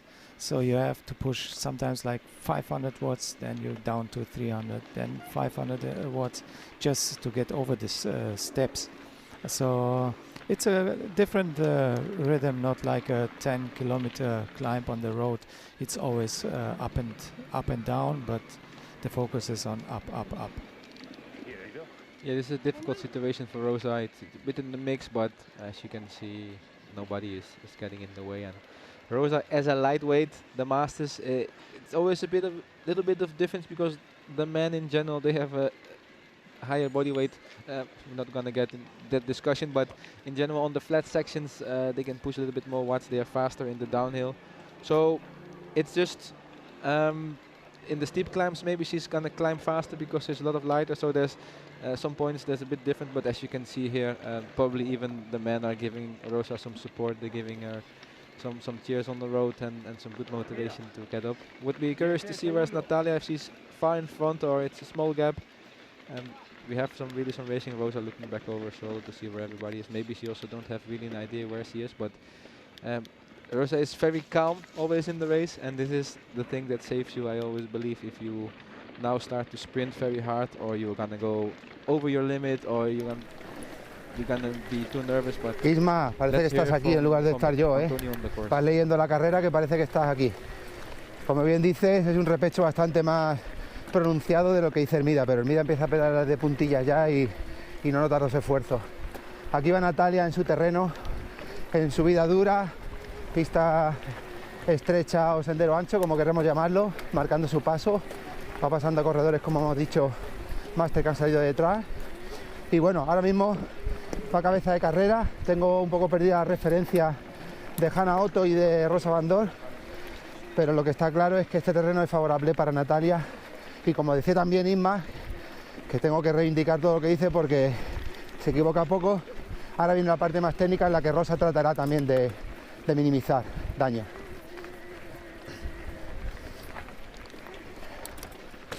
Yeah, just checked the numbers. The ladies were overtaking, and these are not the masters ones. These were the back markers of the elite men, and you can realize and see how strong these women are. Yeah, I mean, they're going so fast. They're catching already the back markers of the UCI men and overtaking them. So you can see how much watts they're pushing. I know the climb. We know the climb very well, and if I see correctly now, I think the gap between Natalia and Rosa is around 45 till 1 minute. So it's already quite a big gap. I hope it's not because of the small mishap they had on the course, because there they were all together. So it's what's like what Antonio Ortiz said. This terrain is very in favor of Natalia. She's a very good climber. She's very strong in the steep climbs, and this climb is just the one steep repecho, as they say in Spanish, steep little walls after each other. So it's gonna be a strong final, and I think Rosa technically is very strong. She's gonna go. She's gonna send it in the downhill. So let's see how this gonna. We're gonna have a close eye on the timing in the middle, and let's see if it's. How it's going to evolve. I don't know where's Hannah Otto, if she's in the middle of this too or she's behind Rosa. Maybe she was with Natalia, but we will find out soon. We will try to give you the information. But Rosa's going for the white socks. Do you think they're going to last long? Yeah, I hope you guys have a good washing machine.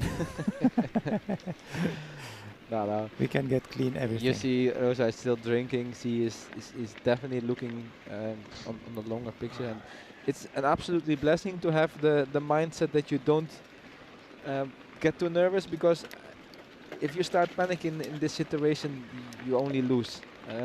It's only you lose energy, and Rosa just looking back, still drinking, eating. Even make space for the masters. You can see on the orange number that it's masters, and then the white numbers are elite men. La situación en carrera masculina es.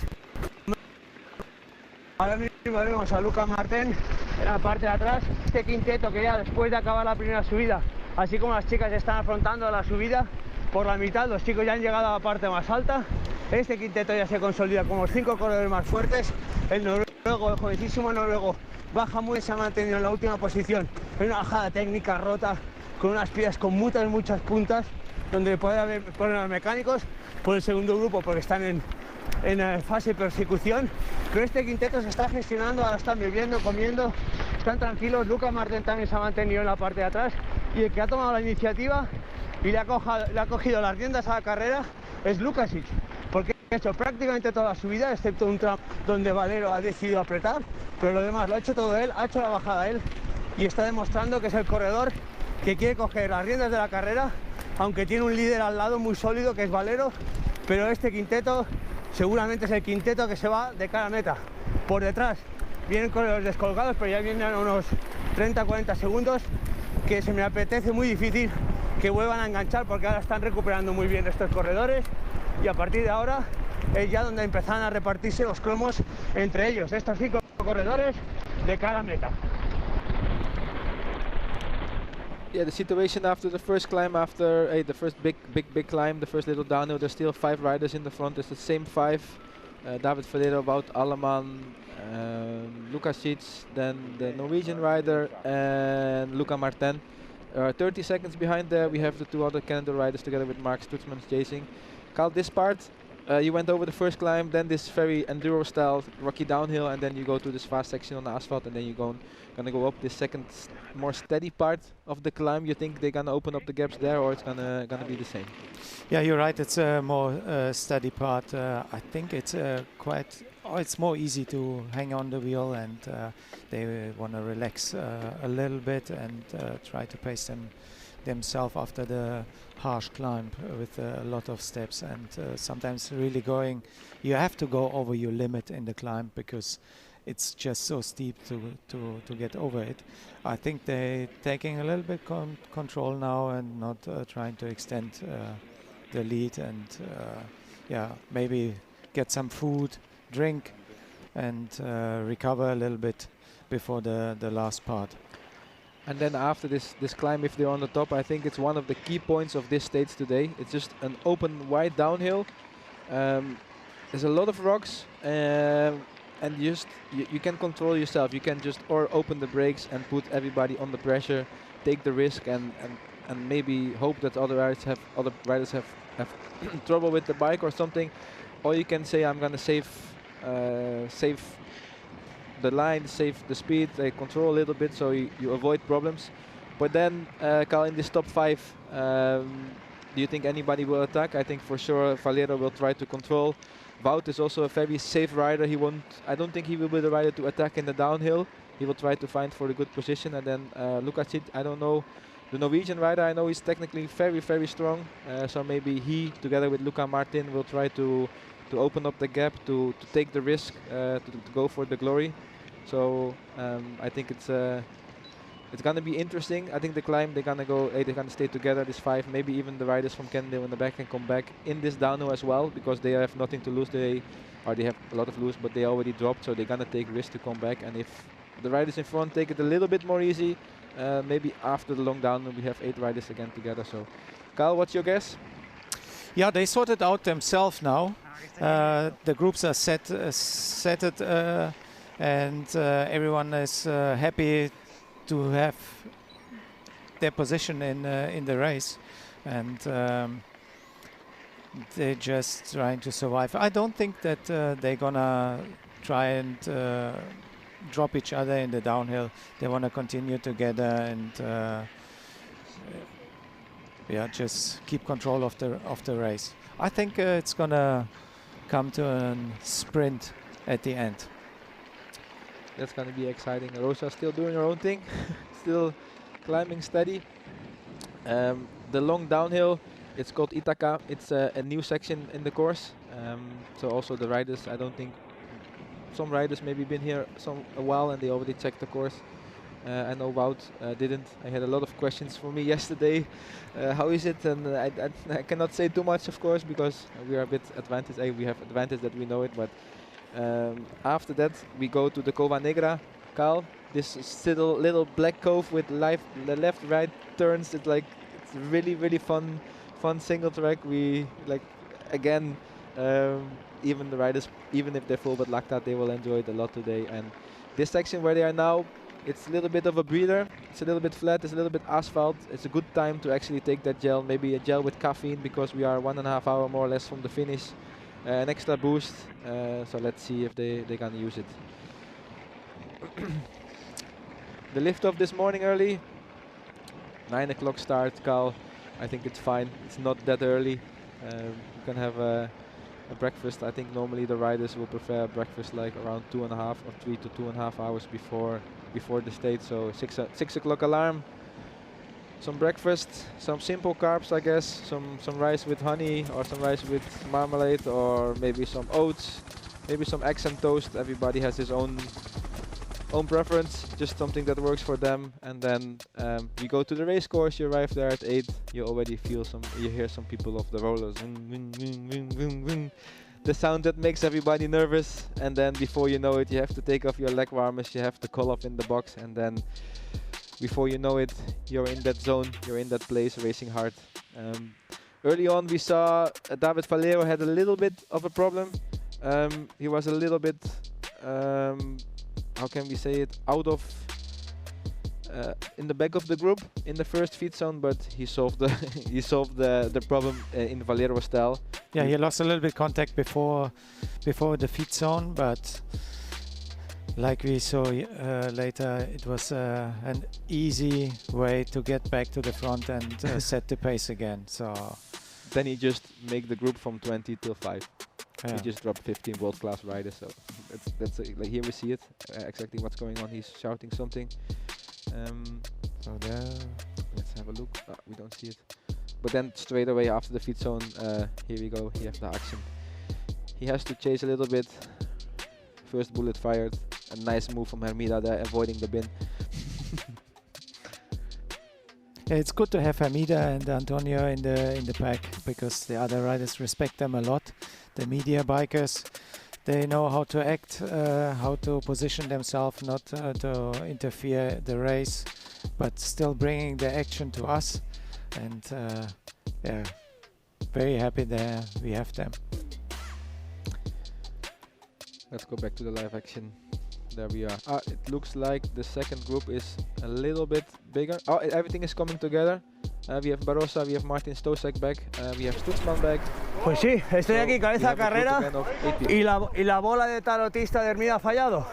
Os decía que el quinteto iban para la meta, pues no, Lukasic ha aflojado el ritmo, ha pegado las riendas, lo han cogido así a media asta, con pocas ganas, y ha propiciado que el grupo de 3 corredores que se había descolgado, Barroso, Stutzman y Stosek, han vuelto a enganchar con el grupo, así que volvemos a tener un grupo numeroso en cabeza.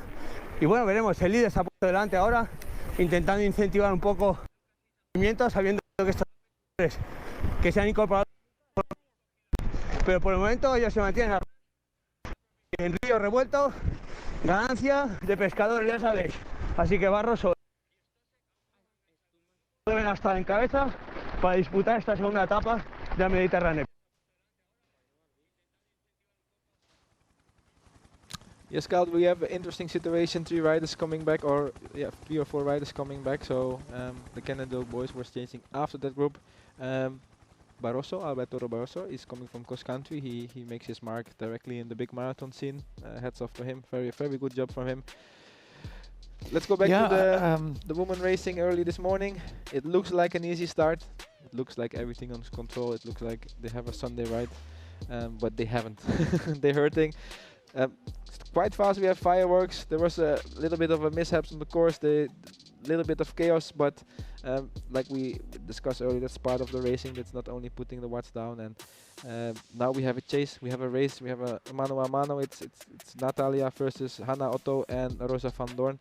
Hope soon we have some split updates and we can give a better overview what's going on. Yeah, I want to quickly come back to the men's situation in the race. So we saw David Valero put the hammer down on the climb and pushed really hard and splitted the group. And now on top of the mountain, and no one wanted to lead, honestly, and not even Wout was sitting back. And so we have a strange situation done up in front. So when they came up to the mountain, so no one wanted to lead. So and David Valero also said maybe to Wout, hey, now it's your turn to lead. And Wout maybe said, but you're in the leader jersey, you want to win the race. So why should I lead? You're probably the strongest here in the field. So I need to save some energy for the final. And then they start losing time, and the other guys came back. Curious to see how that one unfolds. Here we are back earlier this morning. This is the moment where Gregoire and Monica Calderon lose the connection with the first 3 riders. The first little technical single track. And then it's hard to come back, because if you have 3 of those strong girls in the front, once they're gone, they're probably gone. But today there was a small mishap, so the race was... They could be done over a second try, and here's like this small steep section, and you see Natalia is just making it, Rosa is just making it, and then the third one is in trouble. It's not that she's not able to do it, she can do it for sure, but it's just the rider slowing down in front of you, and then you have to put the foot on the ground, close the gap. But no big issues there. Here's the little bit of confusion where to go. like we said, this happened in a race. Just turn your bike and race again and go full gas. So I think also the girls are now closing in on the first big climb. They're gonna go in this first single track, and then we will see what's gonna happen there.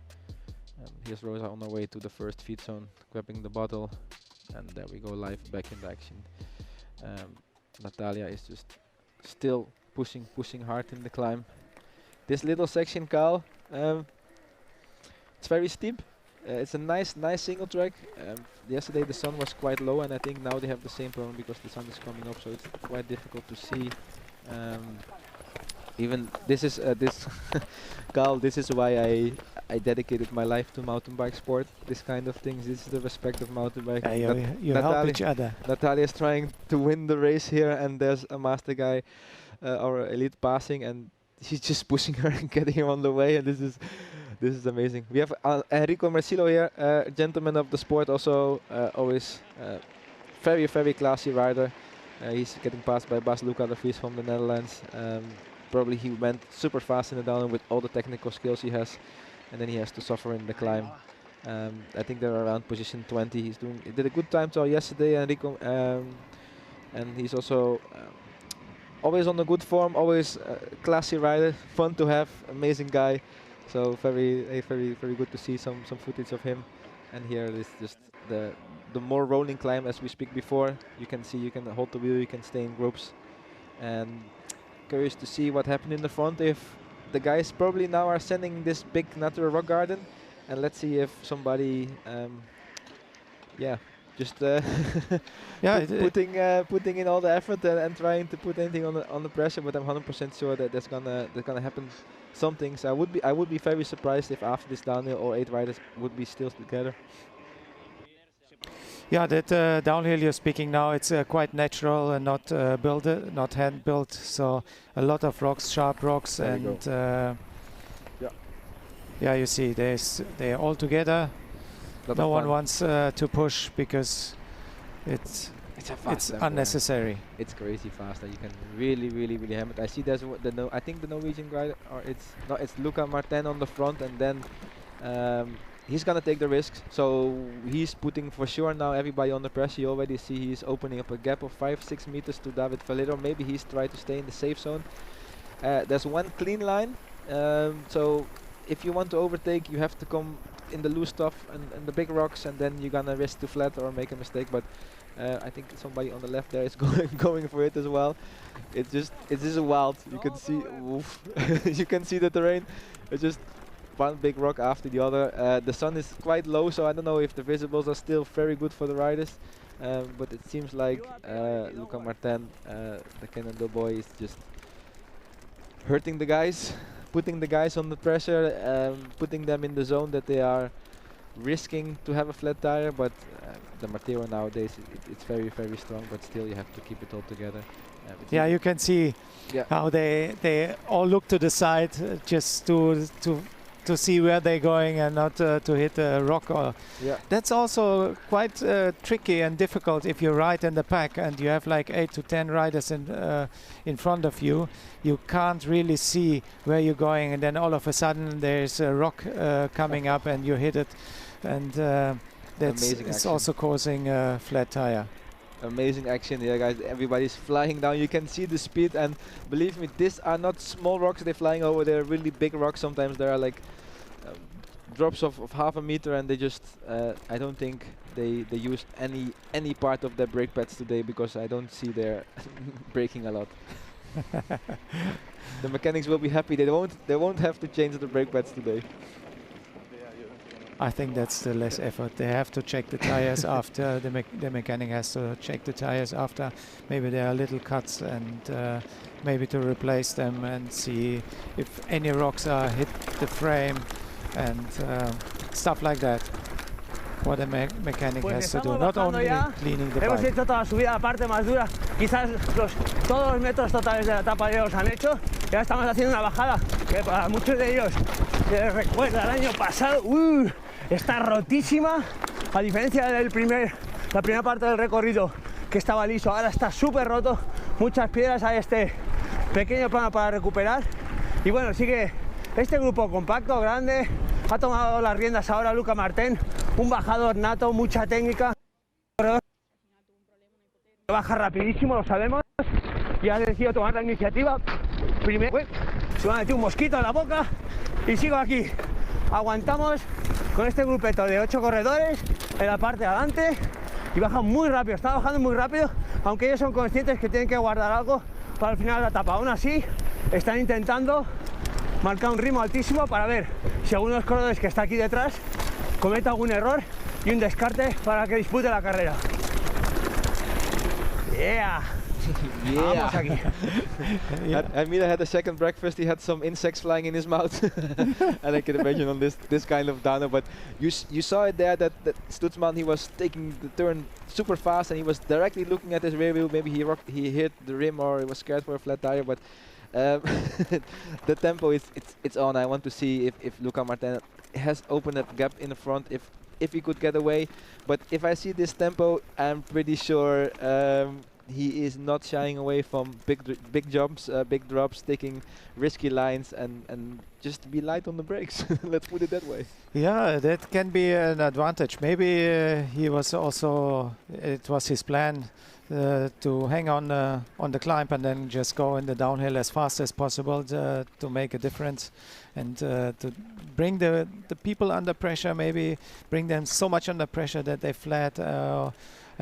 Making a mistake, overpace a corner, and then standing still maybe for a second, and then open up a gap, and then Luca Martin is alone and can continue his own speed. And to be honest, if he is a much stronger rider and you're hanging behind, so it's for the guy behind, it's much easier to follow a wheel instead of pushing yourself to the limit. Following is always a little bit easier. Yeah, 100%. So sometimes for a good downhiller, it's important to drop the guy somewhere that you're out of sight, and then you can continue your speed. And your speed is so much higher, and to increase the gap. Yeah, that's full gas racing, and the first rider have to choose the line, and then maybe entering too fast, and there's a better line, and then the second rider already takes a little bit of a better line. And then the third rider, he is seeing the best line, and then it's sometimes a bit easier to be in third or second position. But Luca Martin is a world-class rider. For him, it shouldn't be an issue to find the best line out here. And like we said, the courses in cross country are so technical that, and you see here, it's just full sprinting in the downhill, even pedaling in the downhill to hold on the wheels. It looks like they're almost quite together. We see what's going on. I think Natalia is going for a small lunch break there, having a gel, some food. I see Stutzman is doing a very good job. Martin Stosek in front of him. I think Barroso is in front of Martin there. It's just full gas, just full gas. There's a small gap in front of that fourth rider there, so maybe it's breaking up again in the downhill. And I know we know exactly the feeling if you're in this downhill. You feel like you're just hanging on your bike. You just want to survive. You want to just, and it's so enjoyable because when you go on your own, you're training. You go down this hill, you think you're fine, but then when you're in the race, you really see how fast those bikes can go, and you always think that you go fast. But if a rider as Luca Martin is in the front, you will have the feeling that you'll be surprised that it even can go that fast. Yeah, and it is super stressful for your mind. I mean, you fight on the uphill, and oh, look how crazy it is. And different lines. To guide through the stones.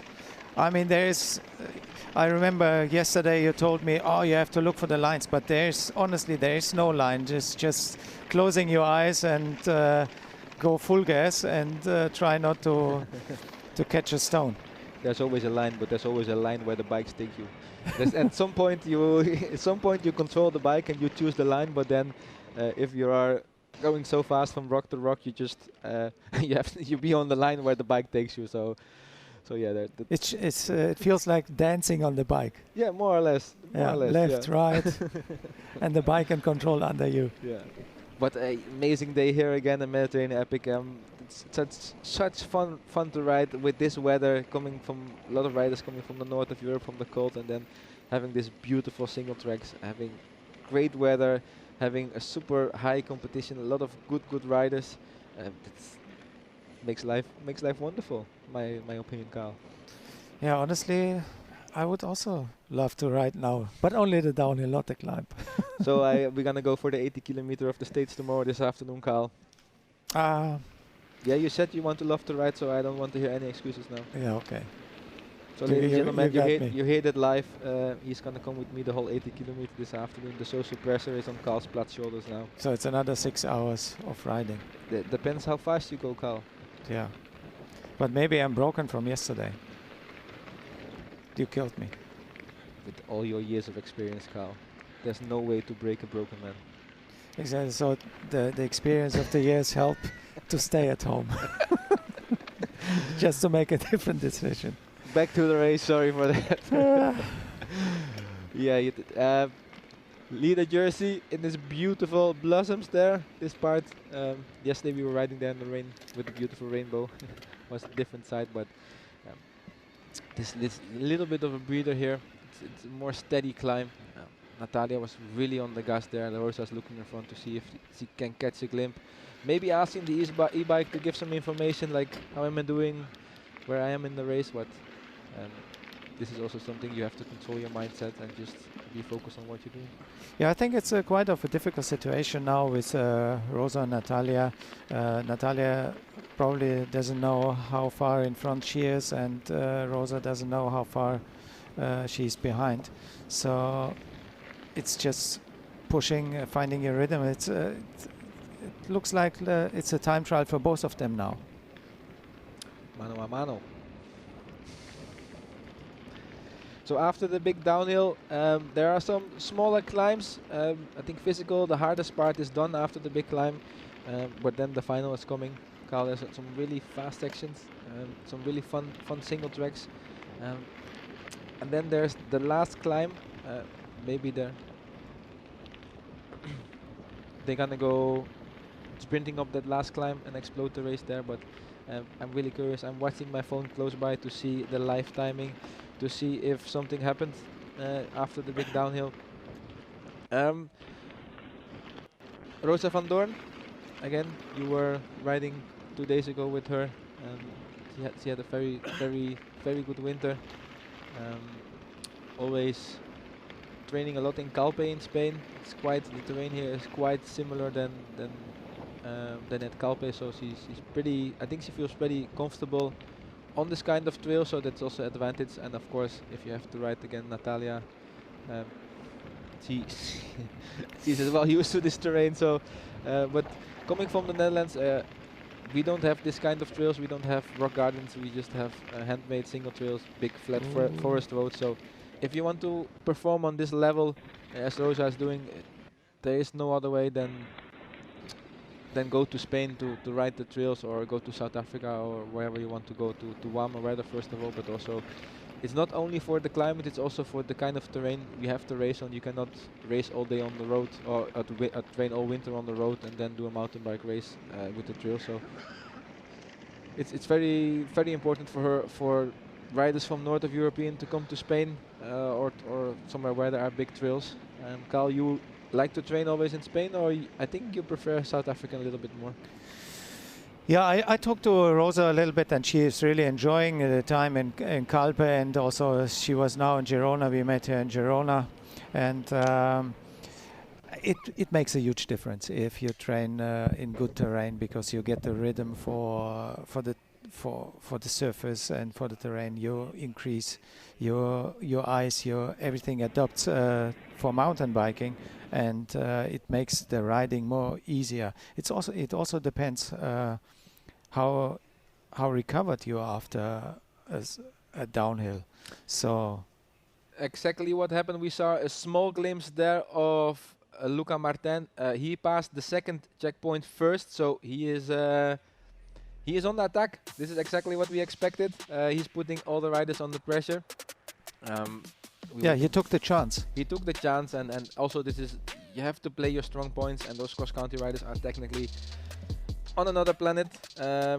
They just send it a little bit faster, and as we can see, he's on a small gap, and David Valero now, he has to put the power down to try to close the gap. The gaps are for David, not very. He should not be very worried to let him go 10 or 20 seconds, but he has to chase, and it's actually a good situation now for Wout Alleman. He is there in third position. The Poland champion Lukacic is there as well, and also Stosek and the Norwegian rider. They are there still, 5 chasing. The dynamic will maybe change a little bit. Maybe David now has to push, and Wout can just sit in the wheel, and he can launch a late attack. Or I think it's for Wout a good situation now that the chase is on. That Luca Martin is trying to spice up the race. Yeah, I mean, Luca Martin made a gap, and now he can control his pace in front, and the others have to chase. So even if they come back, but they have to invest so much energy now, and when they come back, so Luca Martin can accelerate again and keep them permanently under high speed and more pressure, so the chasers can never relax. That's also a good tactic, and then he has some benefit for the last stretch, and maybe drop them again, because if you lose so much energy to chase back, you for sure have a disadvantage. It's a gap of 27 seconds that Luca Martin opened up of David Valero, Christoph Lukacic, Wout Alleman, Auston Brovold, and Martin Stosek. Also Albert Barroso is still hanging on there with Mark Stutzman, and then is a little bit quite a bigger gap, 1 minute to Charlie Albrits, so he's pushing hard with his teammate Cole. So there they are. This is the chasing group. There's a small little bicycle path here. Wout is hanging on a little bit back there. And this is actually the part where David Valero is so strong. Later on we will have some... It's a road climb now. It's a road climb, and looks like the pace is a little bit on the back. Maybe David expecting Buff Behace to push a little bit, or David is pushing his own tempo, but you can see clearly left on the top. Yeah, you can see Luca Martin has got away. He can see him. 20 seconds. So it's gonna be a little bit like casino at the moment. You have to gamble a little bit. Very good papers now also for Barroso. He's just there. He don't have to push. He's not fighting for the top 3 in the overall. He's fighting for the top 3 of course, but nobody expect him to work, so he can just hang on, save some energy. Same for Lukacic.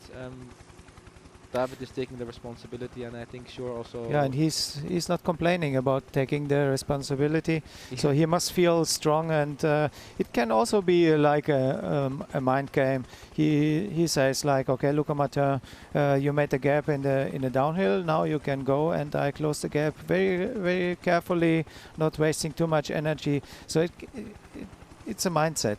So it can be both, bringing riders under pressure or just having control. Also for David Valero, he can keep it under control and make also Luca Martin nervous. 100%. He has David Valero has a gap after yesterday. He has an advantage of 1 minute and 13 seconds on Luca Martin. So there is some room to play, but not too much. But you see, Luca Martin is just aero position full gas. He is putting his cards on the table. He's going all in, and great to see from a young rider, not scared, just attacking, just race full gas. And we did this part yesterday, Carl, and it's physically it's not that hard anymore. There's a lot of single track, so if he can send it really hard on those single track, and he can open every single track 2 or 3 seconds, the group behind us, the group behind him, really have to work well together. They really have to work together to close the gap, and it's an interesting situation. It will depend on the motor now of Yeah, it looks like he's not playing games.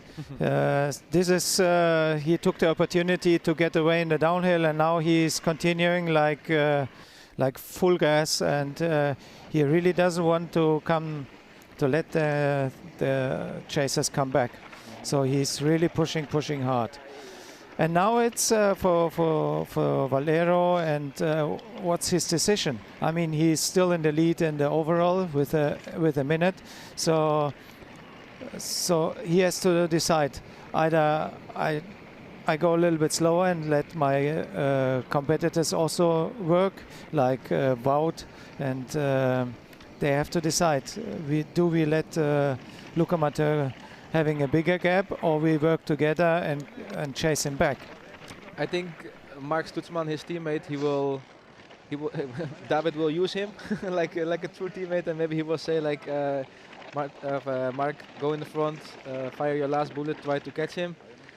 But you have to have the legs. Finally it's an individual sport, but for sure it can help him a lot. It's a shame a little bit for Luca Martin that he don't have any teammates behind that can really maybe a little bit annoy the other riders or go first in the single track and slow down a little the tempo. So Luca has a little bit advantage in the front alone.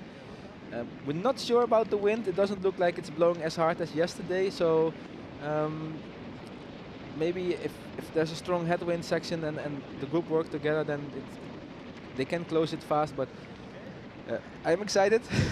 I'm also excited. Yeah, it's 100%. 100 like it's full gas effort. Is no holding back now for Luca Martin, and it's really good to see that he put the routinees, the experienced marathon riders under pressure already on day 2, and he's for sure taking always a little bit of a gap in the downhills. He will take a lot of risk, and that's also the way to win this race. If you have Wout Alleman, Stosek, David Valero, Luka chasing behind you, you have to take every turn full gas and take the most out of it. Yeah, your team has to make the decision now to help David, and because I think Wout still wants to win the race. Even I want to win the race. Yeah. Now we are full in action. It's going to be very interesting. We have a small break and we will back you too soon.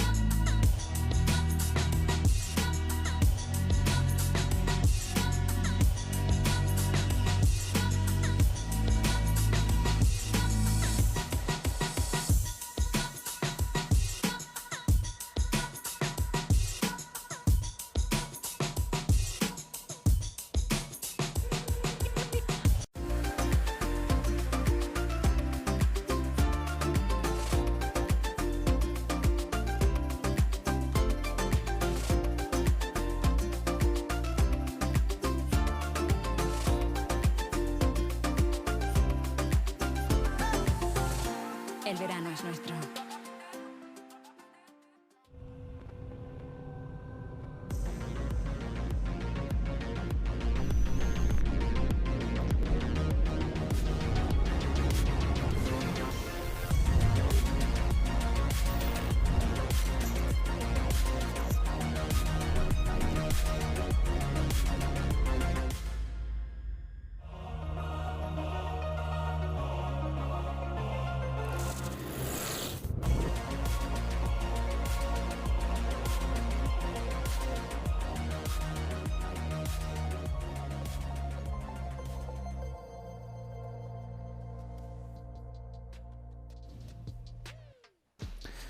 Yeah, welcome back in race action.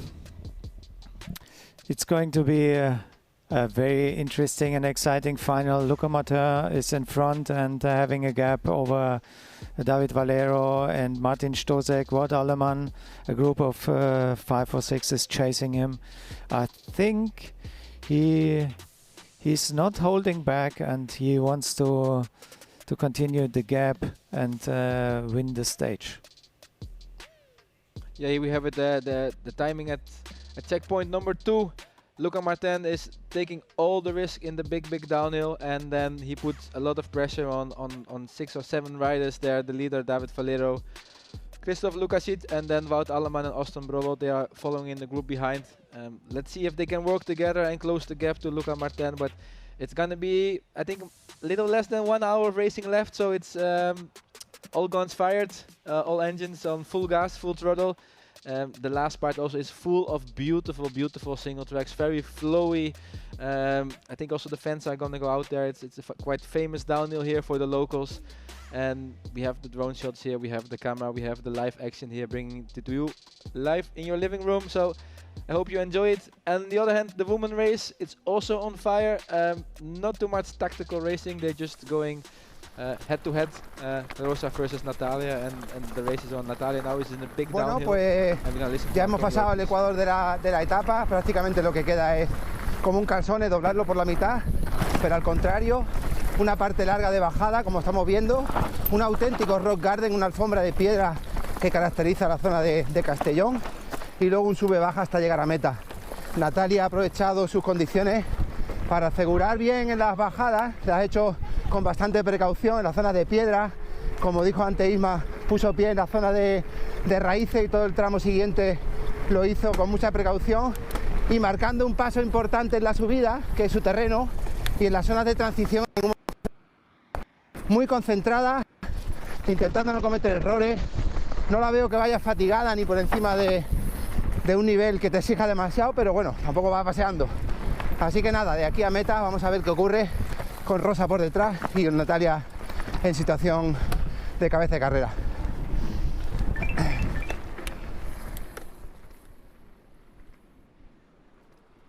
Carl, you want to be on the e-bike or you want to be in this chair? Good question. I think if you follow stronger guys, you want to be on the e-bike. But in general, I prefer not to be on the e-bike. You still have the legs. Yeah, if you have the legs, for sure, you wanna pedal yourself. But if you don't have the legs, if you haven't been riding, honestly I ride a lot in training. Not a lot, but I do e-bike riding. Just if you're not in shape or you're riding with friends and they're using an e-bike, it just gives you the opportunity to have on the same level and not waiting your friends for 20 minutes after every climb. We saw Natalia going there in the downhill, and I noticed a little bit that she lost a little bit the flow. She missed some turns, she lost some speed there. So maybe it's a good opportunity there for Rosa if she feels a little bit more comfortable, a little bit more flowy. She takes a little bit more risk. Maybe she can close the gap a little bit there. Here also she's looking to find the line, and it's a super technical downhill. Don't get me wrong. But it feels like it's a little bit less smooth than maybe Rosa, and maybe we're gonna have some more action. She's gonna close the gap a little bit. But Natalia still, you see every second where she can pedal. She's on the pedal. She's definitely not waiting, and it looks way more difficult than it is this downhill, because there are a lot of big rocks under it, like turns, and some turns you can see far away, and you can really get your focus point far away, and you can really keep the speed. But sometimes you go from the rock garden, so many bumps, you get a lot of shocks. And now soon enough she will go to another downhill, Cova Negra. Really grippy ground. Really fun. And as you can see here, she's like heavy on the brake, so I think let's see what's going to be the gap. I'm very curious to see the gap between Rosa and Natalia, and also to see where is Hannah Otto, to have an idea how this racing for the woman is unfolding. Yeah, a lot of changing conditions here in this downhills, from super fast to super slow, and blind corners, blind rocks, where you have to find your line. And yeah, Natalia, if it's the same picture like yesterday, so she started quite fast in the beginning, and then she lost a little bit momentum in the end. So let's see if it's today the same picture or we have a wrong opinion. Here you see that Rosa is also in the mix with the masters and the men. I don't think it affects a lot of the racing, but it's this rock garden is really insane. It's I think the gap is quite big, because I know this part is like just the top of the downhill, and where Natalia is already a lot farther in the downhill. You see Natalia just hanging on the bike there. It's just really hard. Little high speed and a little off-camber turns to the left and the right and on this gravel. And on the right we see in this downhill, we already saw some people on the side of the road plucking their tires, getting some air in because probably they went a little bit in too wild. Rosa still looking smooth, like she's not on a lot of pressure. And now we go back to the men's action. Let's see if they can close the gap. Stutzman and Barroso on the back of the lead there. Pues sí, la carrera a falta de pocos kilómetros, unos 12, unos 15 kilómetros más o menos aproximadamente. Luca Martin delante y ahora Luca Martin delante, ahora mismo Valero apretando, como bien ha dicho Ventura, necesita tomar la iniciativa. Stutzman se ha quedado, Barroso se ha quedado y el grupo perseguidor ahora ya tomando el control. Valero apretando fuerte en estos repechos, ya no son subidas largas, son más repechos y fijaros cómo van sufriendo todos, cómo van cada uno con su cruz.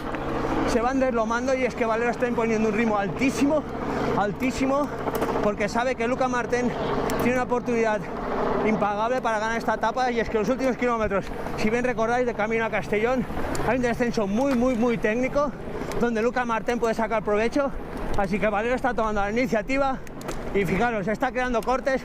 Valero, Lukasic y Wood están delante, un pequeño corte a Stosek y el noruego aquí cerrando el grupo ahora mismo. Ahora el grupo se ha quedado en 5 y seguimos de cara a meta. Yeah, this is a little roller coaster we did yesterday, and it's quite fun. But you have to be very careful and full concentration. Yeah, we have Luca Martin in the front, and then following by five riders. Hermida is saying that David Valero is taking the charge of the lead. He's trying to close the gap on Luca Martin, but he has a big task, because if you see the speed here from the Cannondale rider, we know how technical this dyno is, and it looks quite easy, and you see also the e-bike is struggling to keep it inside there. It's very fun downhill. Barroso and Stutzman were a little bit off. I think the high speed chase, there's no slowing down anymore, so also if you are hanging on that group in the back, you have to close all the gaps, and if they're not slowing down in the front, it's a hard time for them to come back to the group, to recover a bit and find their legs again. But as you can see here, yeah, the media bike is struggling to keep Luca Martin's This is the second group. Austin Brovald here behind Martin Stosek. In front of him is Wout Alleman, and then we have Lukasic in front of there, and leading the chase is David Valero. Sí, estamos aquí. Seguimos, Valero sigue apretando fuerte, como bien dice Ventura. Valero es el que menos tiene que arriesgar porque está luchando por la general. Luca Martin está adelante, unos 30-40 segundos como mucho en esta zona más técnica, y a buen seguro Luca Martin puede sacar 1 o 2 segunditos más aquí, porque es una bajada muy técnica, y vemos como los corredores de maratón, que quizás no tengan ese paso por curva tan rápido como los corredores de cross country, se está descolgando Stosek, el noruego. Ya mismo hay 3 corredores que han hecho un pequeño agujerito con el líder, Valero, Wood, y tenemos a tercer corredor que está marcando, ya han hecho un pequeño huequecillo para intentar minimizar esa diferencia con Luca Martin. Son conocedores que ahora tienen una transición hasta el próximo descenso, unos planos, y ahí ellos 3 podrán marcar diferencia, pero si llega Luca Martin delante, como bien dice Ventura en la última bajada, tiene una oportunidad inmejorable para ganar la etapa. Yeah, less than 15 kilometers to go. It's full gas to the finish, no holding back anymore. You see there that Hermida said in a quite funny way that the cross-country riders are a little bit faster than the marathon riders. They know how to move the bike a little bit faster. This section now, it's going to be very fast. Luca Martin is already on his way to the last climb. It's a difficult one because they're going to see him riding. It's an open climb. It's just where they can put really the power down. So if there's going to be a collapse between Alleman, Lukasic and Valero, it's going to be a difficult one for Luca Martin, but he has 20 to 30 seconds gap. So it's going to be all or nothing. It's going to be all out this last 15 kilometers. So we have the top of the racing here. I'm getting excited about this. So you see here, it's like full gas. He's going to pass now the feed zone again for the second time. For sure, he's going to everything he don't need. He's going to leave it at the feed zone and try to go full gas, a fresh bottom maybe. And we see here Martin Stosek, a small problem in one of the mud puddles. Maybe he wants to keep his white shoes clean. I don't think it is. I don't think Yeah, that- Luca Martin is bringing the guys really under pressure now. Yeah, great to And see, yeah, great to see. it's great to see. And they have to work really hard. You could see in the downhill, they're really riding on the limit and trying to find the good line and yeah, just chasing hard. He has some fresh drinks. He's even taking some of the water out that he don't want to take the extra weight, leaving the second bottle in the feed zone. Yeah, or it can also be like if there's some dirt on the bottle, you don't want to take it into your mouth. So first of all, the first sip of water If you it's a- put on the ground. if and it's a fresh clean. bottle from the feed zone, it should be clean. Okay. But very well said. Yeah, if you Yeah. take the bottle sometimes, especially after this mid bottles, it's like it can be dirty. There's the second group, so they're not far off. It's Lukacic leading the chase, following Valero, then Brovold, then our great guy Jose Antonio Hermida in arrow position. in on the arrow e-bike. position, It's great to giving see. it all. Such Such a legend of the sport, Exactly. and always good to laugh. And He's still loving riding the bike so much, so that's good to Yeah. see. But they are not far off. For sure, they have him in sight, and it's now. I have the feeling that it's gonna be hard for Luca Martin. It's against those monsters, against those powerhouses, to be alone. I am scared to do a 1-by-1 against those guys. But Pues, imagine if you have to do. Situación de carrera, Four of punto de them llegar al chasing behind avituallamiento 2. Stosek se ha caído en un charco, una poza enorme ha pasado por la izquierda, se ha hundido hasta el fondo, hasta los cocodrilos. Y se ha quedado el grupito en 4. Quizás porque iba poco desconcentrado o porque el agujero estaba muy profundo, se ha caído. Se ha quedado el grupo en 4 ahora mismo y Valero justo en este momento estaba pidiendo relevos, colaboración para reducir la distancia con Stosek, con Luca Martin. Y vemos como Lukasic le toma la palabra, Valero, Lukasic a relevos y tenemos a Bout que también se mantiene a rueda y el noruego que también va a rueda. Madre mía, cómo se la están jugando y es que ahora empieza la carrera. Lukasic tirando, Valero, todos colaborando para coger a Luca Martin. Yeah. Hermida, yeah. Now we see Martin Stosek taking the water there. Oof, oof, oof. Big crash. And the water is deeper than you think, so sometimes if you take the wrong line, it just you don't see what's under the water. So you can be happy nothing happened. the only positive thing that we can take out of this is that now Wout can say in the front that Martin is behind and he's not going to chase. So Wout can maybe save some bullets. He don't need the help in the chase because his teammate is dropped. So I hope Martin is fine. I hope the damage is not more than just some dirty white socks. So I hope it's going to be fine. But this is what the guy said. They're chasing full, no holding back, and they not even break for big bottles. So I'm really curious to see. It looks like Lukacic and Valero were working together there. Martin and Brovold, Wout and Brovold on the wheel there. So it's gonna. Yeah, it's gonna be fun. Wout is holding back, eh? So let's see what's his plan and tactic is. Attack at the end, or just save energy for tomorrow, because tomorrow is also a long stage, 81 kilometers. I was always a guy always holding back in the stage race and always take the opportunity when someone gets tired and then attack. Sneaky bastard. Uh, You're one I of those wouldn't- sneaky bastards. I wouldn't Oh, say we have sneaky a bastard, problem here just for one of being the smart. Canadil riders. I don't know what happened. That's not a good sign. That is not Who a is good it? sign. I think it's the leader.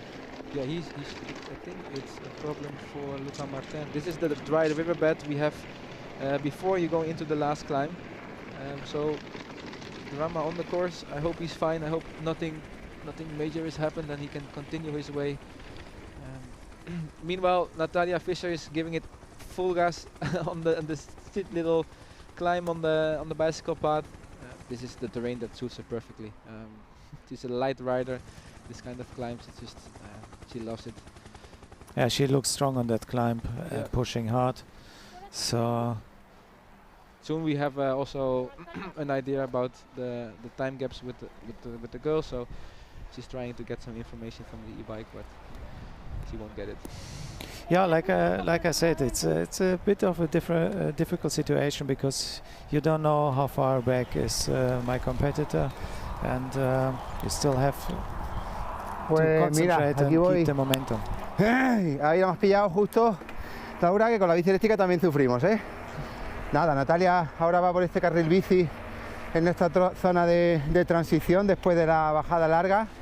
Lo ha hecho bastante conservadora, sin fallo, intentando no tener ningún tipo de percance, avería ni caída y preguntando un poco a dónde iba.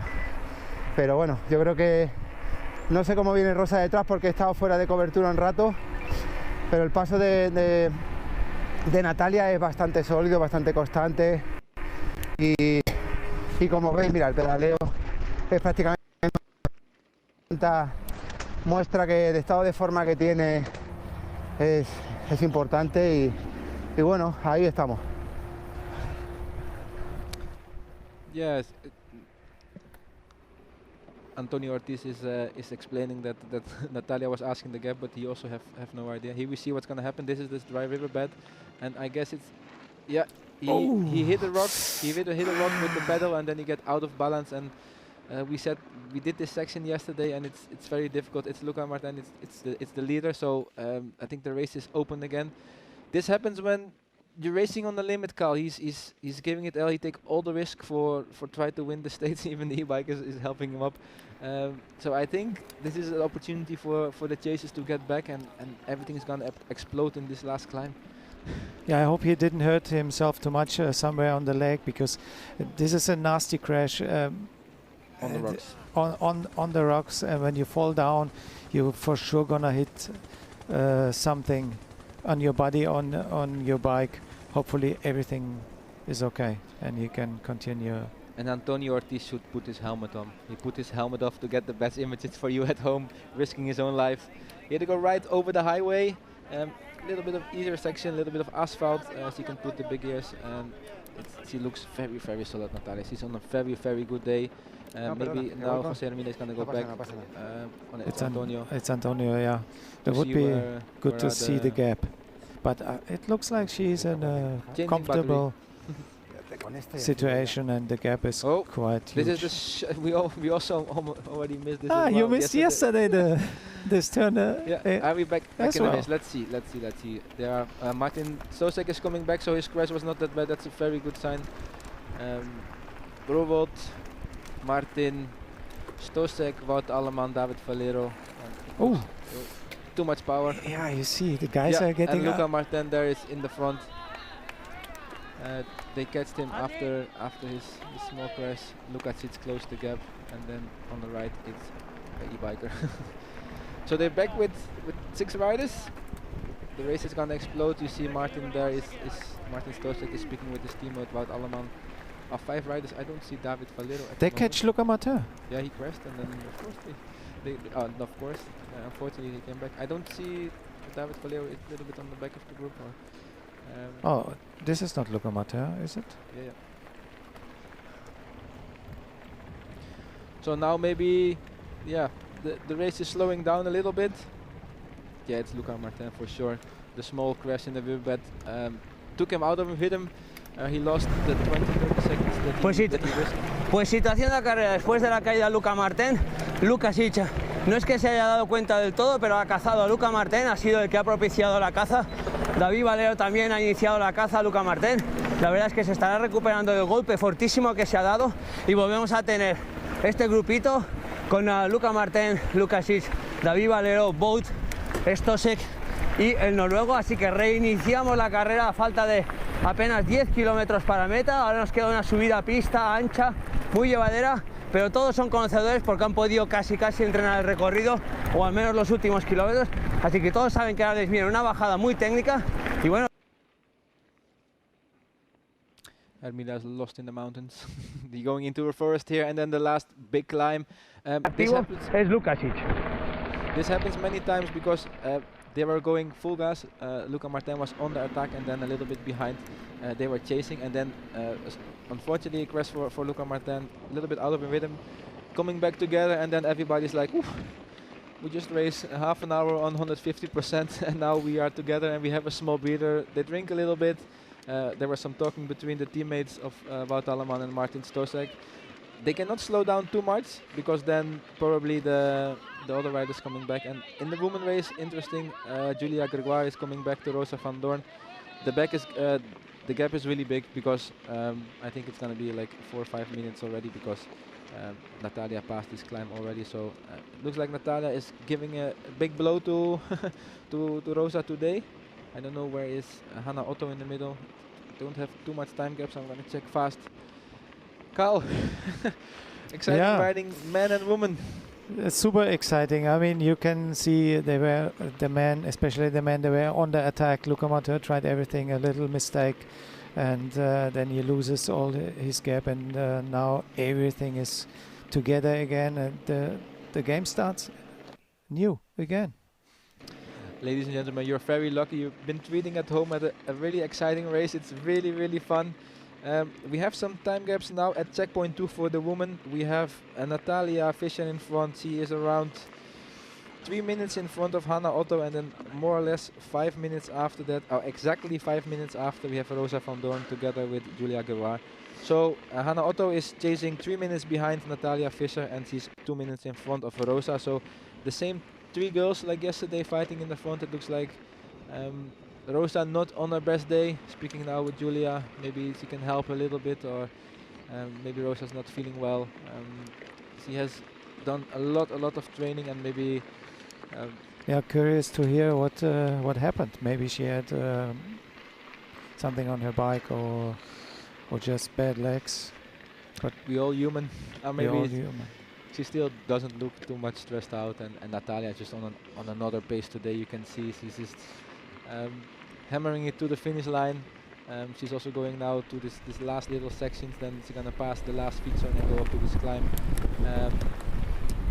She's on a good flow, and you know when you're leading a race, you just take everything. Pues nada, ahí he tenido que parar un momento a cambiar baterías después del carril bici y he tenido que apretar, he tenido que apretar y darle al turbo para llegar otra vez a Natalia, que como podéis ver lleva un paso. Como decimos nosotros, ese paso tonto con ese pedaleo ágil que le va cundiendo y además que esta zona es la zona que mejor se le adapta a ella.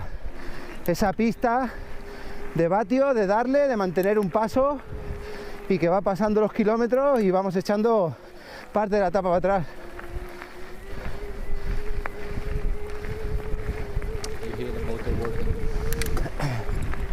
He chased hard back. Yeah, she's having a great day, and probably she got the information also now that the gap is quite big, and that can also motivate you to continue your speed and not being stressed. It helped me a lot if I would know how much the gap would be, and also to calm down a little bit, and it makes you even faster. 100%. And it's quite a big gap now. She don't have to take the risk like to open 5-6 seconds. She can really do her own thing, and everybody has their own preference. Somebody likes to go a little bit more slow in the downhill to recover a bit more and then push hard in the climb, where other people just want to send it in the downhill and then they don't have to push that hard in the climb. So it's always good to do your own rhythm.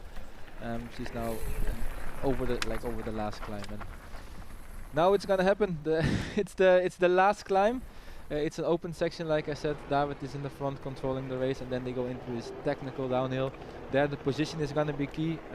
After that we go a little bit of a flat stretch, and then we go into the tunnel, and then straight to the finish, sharp right turn, and back to the football field and back to the sport club to have a sprint.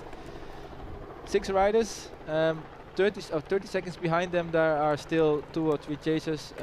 Barroso is not that far behind, so if they are not going 100% here, or they're not pushing full, they're gonna come back, and they even have more players for the stage win today, so it's gonna be more intense, more dynamic. Here it's just a beautiful view for riding as well, but the nerves gonna be in that road, and everybody is marking everybody's move. They close the shoes, they drink the last sip, they know they're gonna go left here, then a little bit more flat, and then right up, and there it's gonna be sprint till the top. Yeah, everyone showed his cards, played his cards, and now they realize, okay, it's quite fast, and no one is trying to drop each other. Sigo aquí en carrera, cabeza de carrera, y un final completamente diferente al del año pasado, donde Wout atacó aquí en este tramo final que veremos ahora, y ahora un final completamente diferente con un grupo bastante más grande de 6 corredores, todos ellos mega favoritos, el líder muy sólido en todo momento, y bueno, pues veremos. Va a haber muchos fuegos artificiales hacia el final. Y fijaros cómo Wout ahora mismo está atacando igual que hizo el año pasado. Ataque brutal de Wout, reacciona Stosek, el líder Valero, y Lukasic también ha reaccionado. Se ha quedado Luca Martin y el noruego. Y fijaros, misma táctica que el año pasado de Wout alemán, atacando para afrontar el último sendero él solo. El líder que está sufriendo un poquito pero aguanta, y 4 corredores ahora mismo en cabeza. Yeah, this year's direction, this is what Wout Alleman is very good in, and I think it's that was the right move. Yeah, and also I think now they go in a narrower section, and Martin is in the 2nd position, so for Buff Bihaci, tactical very good move, because now they can open up the gap. They are with 4 now. I think they are the better climbers. Lucas is very strong in the climb. Luca Martin and the Norwegian rider Brovold, they are a little bit roughed up. Now they can play the cards if Martin Stosek open up the gap a little bit, but it was a duo time trial, but Valero taking... Yeah, look at Valero. He wants to keep the control over the race, and he says, hey guys, you can attack me as often as you want. I'm here, I'm showing you who is the king of the race now. Yeah. Well, at least the boys, everybody tried, and it's full gas. Good fun to see Buff Bihaci, 2 riders in front there. Super performance. Bueno, efectivamente, Isma, menudo ataque ha metido Valero, y es que ha hecho ataque y contraataque. Wout los ha atacado a todos, los ha abierto de patas, pero es que a la que ha podido aflojar un poquito, Valero ha reaccionado muy rápido. Igual, está tensando muchísimo. Saben que ahora empiezan el sendero de aquí a unos 300 metros, muy técnico, y no quieren bajar con mucha gente, quieren bajar casi en solitario. Y fijaros, Valero tensando mucho ahora, Wout reaccionando, Lucas sí que está realmente sufriendo, y quizás el que va más cómodo, os diré, que puede ser que sea Stosek. Ha reaccionado muy bien. It was a full gas attack, and now maybe some team tactics that Martin tried to be in 2nd and 1st position with Wout, but it looks like. Yeah, but now it's just like the last technical downhill. They just gonna go full gas. If Valero can stay in the front, he can be a little bit more careful that you don't have to risk too much. So it's gonna be very excited here. The chase group. Lewis here at the back, number 4, also from Klimatiza Orbea. He's a good climber. He's together with the 2 Cannondale boys. They are just also, they're not so that far behind from the front, because they also finalized the climb where just Wout and Martin Stosek, they put the attack full gas. And yeah, the Cannondale guys try to minimize the damage, and just keeping a good pace and not over pacing it, just to be sure they come in the right position to the finish line. And save maybe some energy for tomorrow. You never know. Carl, sorry, but nobody in the front now is saving energy. I think it's full gas racing. If you see the attack for the first 5, for sure. They're only thinking about the position today, about the win. But you boys played very well. So always keeping back and being under control. I'm quite curious that Valero's he was never complaining to take over the race leading all day long. So for me, he's the guy who he lead the most in the whole day. Yeah, he's the leader. He takes the responsibility like a gentleman like he is, so it's good to see. Yeah, he's playing his role very well. He does. Respectful rider. So with the big gaps opening up compared to yesterday, we have small gaps in the women race. Today was really a big stage, the big climb, really separate all the riders in the women. So now we have Rosa van Toorn, the leader. She had a small gap on Natalia Visser after yesterday's stage, but today she's now 5 minutes behind at checkpoint 2. So no way she's gonna start in the leader jersey tomorrow, but it's gonna be Gonna be still 2 days left to fight.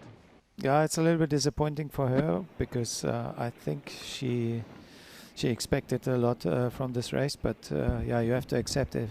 Natalie is strong, and just also minimize the damage, stay focused, not to crash, and podium is also in sight, and it's a good result. Natalia Visser here on the last downhill to the to the last feed zone. This one is very fun. This one is very fun. We did it yesterday. Oh, very tight trees. So you have to focus a lot, not coming around the corner and then stuck with your handlebar in between the trees. You can do some nice tricks here if you want to, if you go too close to the trees. And also a lot of, you see there's a very steep climb also here. The last steep push is actually a downhill track where you have to ride up. It's very steep, it's very mean after 2 hours you and were 5 minutes of complaining racing. yesterday about. Yeah, so I thought it was quite mean from Hector to make this trail. But yeah, it's mountain biking. We're not here for the easy routes. We're here for the challenges. But still, Natalia looking very, very smooth. She's on form today. She is just making secure that she open up a big gap. That also tomorrow she have some margin to play around. She can hang on the wheels of the competition tomorrow a little bit longer. Hannah Otto at the moment, we don't have any visual of her, but she is at second position, around 3 minutes back behind Natalia Visser, doing a very good race. And then on the left side you see Rosa van Doorn, the leader after yesterday, together with Julia Gregoire, chasing hard, maybe working a little bit together to manage to don't let the gap be too big. But yeah, it looked like the podium is more or less, the first 2 places are quite settled, and then we're gonna maybe have a sprint second for a sprint finish for the 3rd place between Julia and Rosa. Yeah. Still 15 kilometers to go for the woman, and I think for Natalia it gives her some extra power when she feels okay. I'm in front, and I know the gap is big. It creates some extra power. I remember it very well from my days, and this is a good feeling to be on top of the game. And I'm curious to see what happened in the man race. We had 4 people going together. El terreno big attacks. está que me vengo acordando de ti todo el rato. Digo, Isma, en cuanto acabe hoy la retransmisión se va a montar en bici, porque realmente está increíble. Está ese típico día donde tiene la bici muchísimo grip, donde la bici corre, 4 charcos, que tampoco es que te obstaculicen nada, pero el resto, como veis ahora mismo, esta zona de sendero limpio, que este año han dejado los senderos tan bien que no parece ni la Mediterránea en Epic. Parece que han dejado aquí una alfombra. Tenían que poner alguna piedra más para hacerlo más interesante. Yeah, Antonio Ortiz is impressed by the by the state of the trails, how good they are, and he's really enjoying it. A lot of flow, a lot of fun. This is mountain Honestly, biking. I'm also impressed how they're riding. Yeah. Women cycling increased a lot and developed a lot. It's really fun to watch them, how good they are. So your pick in the front. After now, they're probably sending it full on this technical downhill. We saw 2 Buff BH riders and the leader David Valero together with Lukacic, the strong climber from Poland, champion of Poland. They're gonna go all in full gas in this downhill. Maybe they're gonna stay together, and then maybe afterwards they stop pedaling. Here they are in the last downhill. Pues sí, aquí estoy, hemos acabado la bajada, una bajada muy técnica, y bueno, Antonio dice que está perfecto el terreno, yo no lo he visto tan perfecto, la parte final está súper seca, súper rota, un error, casi una súper caída del noruego, se ha quedado el pelotón, se ha reducido a una unidad porque el noruego ha perdido comba, casi se ha salido por delante, y ahora mismo ya estamos en la parte plana, una parte plana que Bout lo conoce perfectamente, y tenemos Bout, Valero, Lukacic, Luka Martin recuperado ya, y Stosek es el único que ha sufrido en esta bajada. Los demás bajan pero que muy bien, y veremos, este se va a decidir al sprint, pero que el terreno está perfecto, sí. La última bajada no tanto, han cometido muchos errores. So in the front, there was a big crash of the Norwegian rider. He changed the spot of the top 4 together now with Luca Martin. He came back in the downhill, he overtook Martin Stosek, so now they are 4. I think on this flat section now a sprint is going to be the thing that's going to happen. Yeah, Luca Martin made it back into the groups, so he's still on good legs and not giving up. Even after his crash, so he recovered quite well, and we can be excited about the last few kilometers. Who is gonna make the sprint? Heart rate or is going is up. it coming to a sprint? I believe. I think it's gonna be because gonna they be a played sprint. their cards now, and no one can drop the other one, and I think it's going to be a sprint. The only thing that can happen now, if Buff Behachis play the cards well, they have 2 riders, so they can have an early attack and then the other one wait, and then they can counter attack. So they have 50% of the leading group is Buff Behachis. So yeah, it looks like Martin is still on the back of the group. Maybe he looks for an opportunity and attacks hard, and someone has to close the gap. Y efectivamente se está anticipando.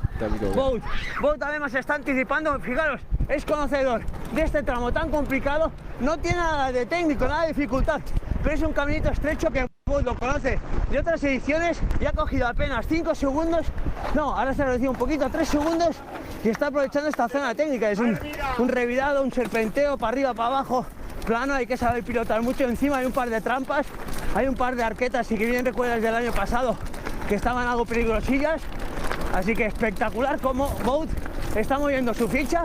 Y fijaros, sale ahora mismo al asfalto. Voy a intentar coger, porque ha salido al asfalto con apenas unos segundos y los quiere aprovechar a 1,5 kilómetros de meta. So full gas, small update, Wout Alleman is a little bit in front, but just a few seconds, so the team tactics already evolved.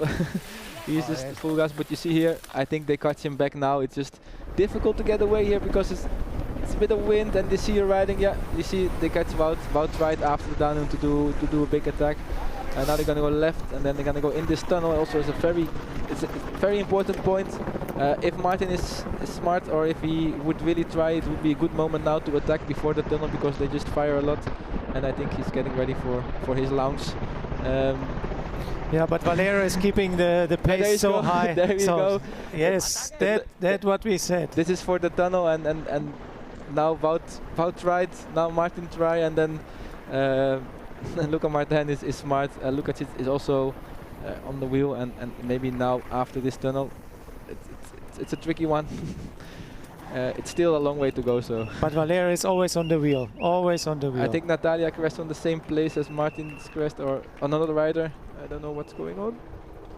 I hope everybody's going to be fine. Yeah, it's the same thing that happened to Martin almost. It looks like there's a bigger hole, and you can see it in the water. Don't take the left side. Here's Natalia going to the last feed zone. She's taking the bottom to get some information on the side. Yeah, she's in a comfortable situation now. Doesn't need to attack or be nervous. Just follow the routine, follow the rhythm. The rhythm is good. Avoid the big water holes. Avoid the big water holes. Don't make mistakes. So let's go back to the man action. I'm excited. Yeah. Natalia, you're doing amazing. Wow, full gas sprinting. She's trying to open up the gap as much as possible to get. Yeah, you want to have a big gap. And what you can get now, you don't wait for tomorrow. So let's get ready also for the men's sprint. 5 riders in the front. Let's see what's happened there. But your team is doing a good job. They're playing their cards very well. So Martin is attacking now, I hope. And Valero is bringing all the groups back, or the riders back, and then it's time for Wout to attack again. Yeah, he's very much in control, and also remember he has a 1 minute gap, so he don't have to win the stage, he don't have to fight for a second. So if he can just hang on the group, nothing is lost for him. Maybe he don't win the stage, but at least he still. But I think he wants to win the stage. I mean, if you've been working all day long and then just give away the stage win, I think he's not like that. I think they're gonna finish in less than 2.5 hours. The man, it's incredible pace for this stage. It's quite hard. A lot of drills, a lot of slow sections as well, and it's just amazing that they can finish it. Yeah, we need to ask the guys how much was the normalized power of the stage. I'm very curious to see how much they put in. We don't have the image yet, but it's a good day for my team. Let's put it this way.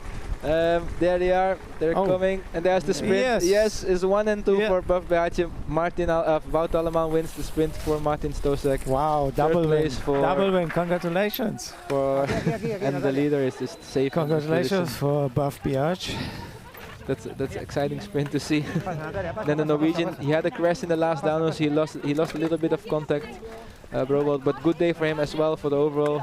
We see our video maker Murky Media also making the sprint of his life, and this is how exciting you get by racing against the best of the world, giving it everything. But well done, Wout Alleman, powerhouse. It was a hard day, but well played.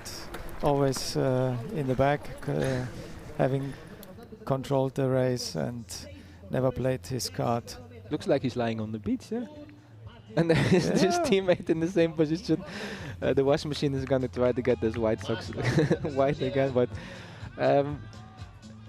exciting racing. We had all-in attack from Luca Martin earlier.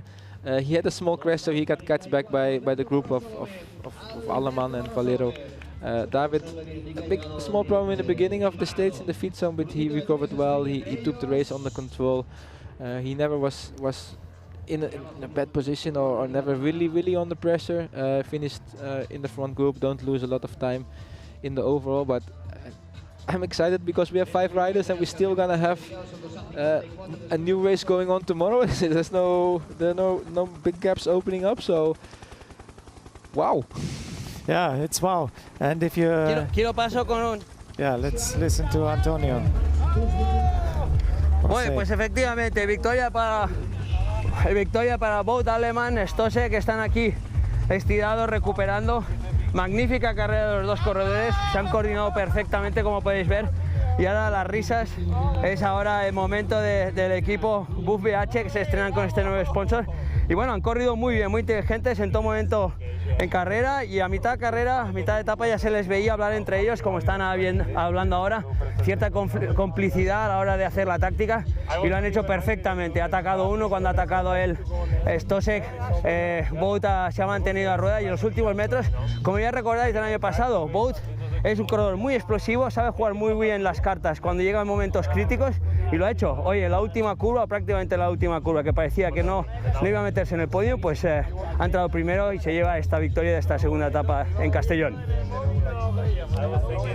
Yeah, it's Wout Alleman. He's a lion. He's the tiger. If you see the finish line, even if it's for 20 position, he will sprint his lungs out, inside out, and that's what happened today. I already had a feeling, and it's a big advantage if you are with a teammate in the front. Also, it's not only that he can hold off the other riders or can help you, but also you motivate each other. There's a teammate like, hey, come on, we're gonna win this sprint, and probably Martin and Wout, they are training a lot together. They motivate each other. They're like also really good friends of the bikes, and then for sure the last 5-6 kilometers they just say to each other like, let's win this race, and they did it. Yeah, he's like a bulldog. He is, yeah. If you see the line, it's... Pues efectivamente, aquí estoy ya, los corredores están recuperando en la línea de meta en esta zona deportiva de fútbol, y vamos con el ganador del día de hoy. The winner, today's winner, Wout Alleman. A guy with experience in these kind of finishes. Also last year, good race here. So how you felt today? I tried again like I do always on every year. I tried on the last climb, but I was not strong to make a gap, and then it was in the downhill. I tried to be conservative and to save the tires. It's a super dangerous downhill, and then in the end I knew you have to wait as long as possible, and then Martin went. But he left it open on the inside, so I had to do it, otherwise someone else would do it, and yeah, then I win and Martin second. I mean, yeah, super nice. Yeah, this morning the grandfather of my girlfriend died, and I wanted to win so badly the race for them, and I'm so happy I could do it. We saw great images between you and Stosek, good friends. So mid of the stage, you start to talk. I saw some smiles. So you prepared the tactics, and obviously, as you mentioned, you had us extra motivation for today. Yeah. So you played good strategy for both.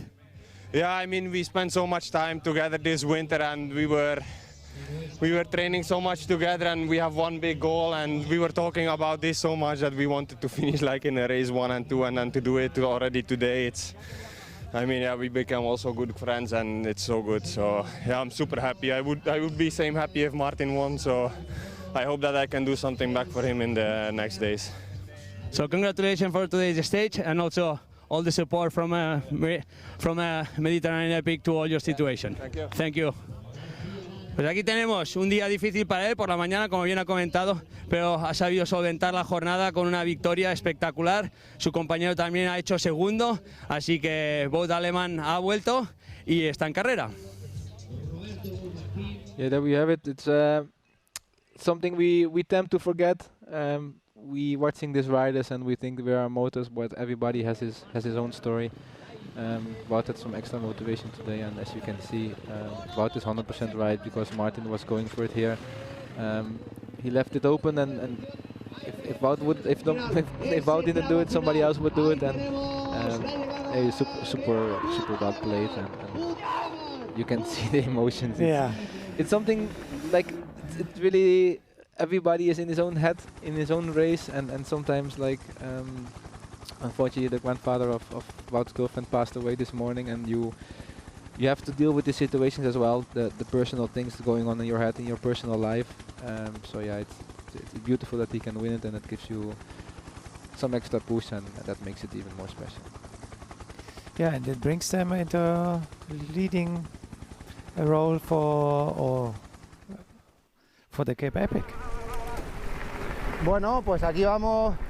En los últimos 10 creo que faltan, ¿no? De cara a meta, y Natalia va desbocada.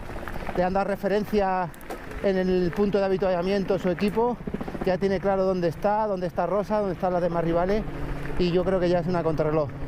Ayer hice una contrarreloj de 30 kilómetros y hoy va a hacer una contrarreloj de 40 kilómetros casi.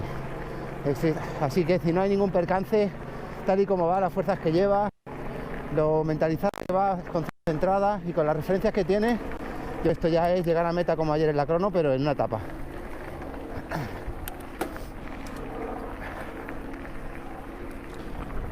Yeah, for Natalia it starts to be a time trial. she's on her own already. I think the last 30 kilometers of the States she's going to be alone, so Efectivamente, Laura, estoy con el protagonista también, subprotagonista, porque la victoria se la ha llevado Wout Aleman, pero el segundo ha sido Martin Stosek, su compañero también del equipo VPH. Estamos haciendo un par de comentarios, un par de risas divertidas, some jokes. We were talking here. First, congratulations for your second position, obviously together with Wout. Good tactics during the race. We saw a good complicity between both, good friendship, and also we have to talk about your crash. But first of all, how you feel about your second position, especially doing a sprint with your partner? Yeah, it's fantastic. Yeah, we were talking about this like 2 weeks ago when we were on the training camp together with Wout, and we were like, yeah, maybe we are in quite good shape. So imagine if we can at least one race do like stay in front together, and maybe like if we finish first or second, then something like this. So this is basically like, yeah,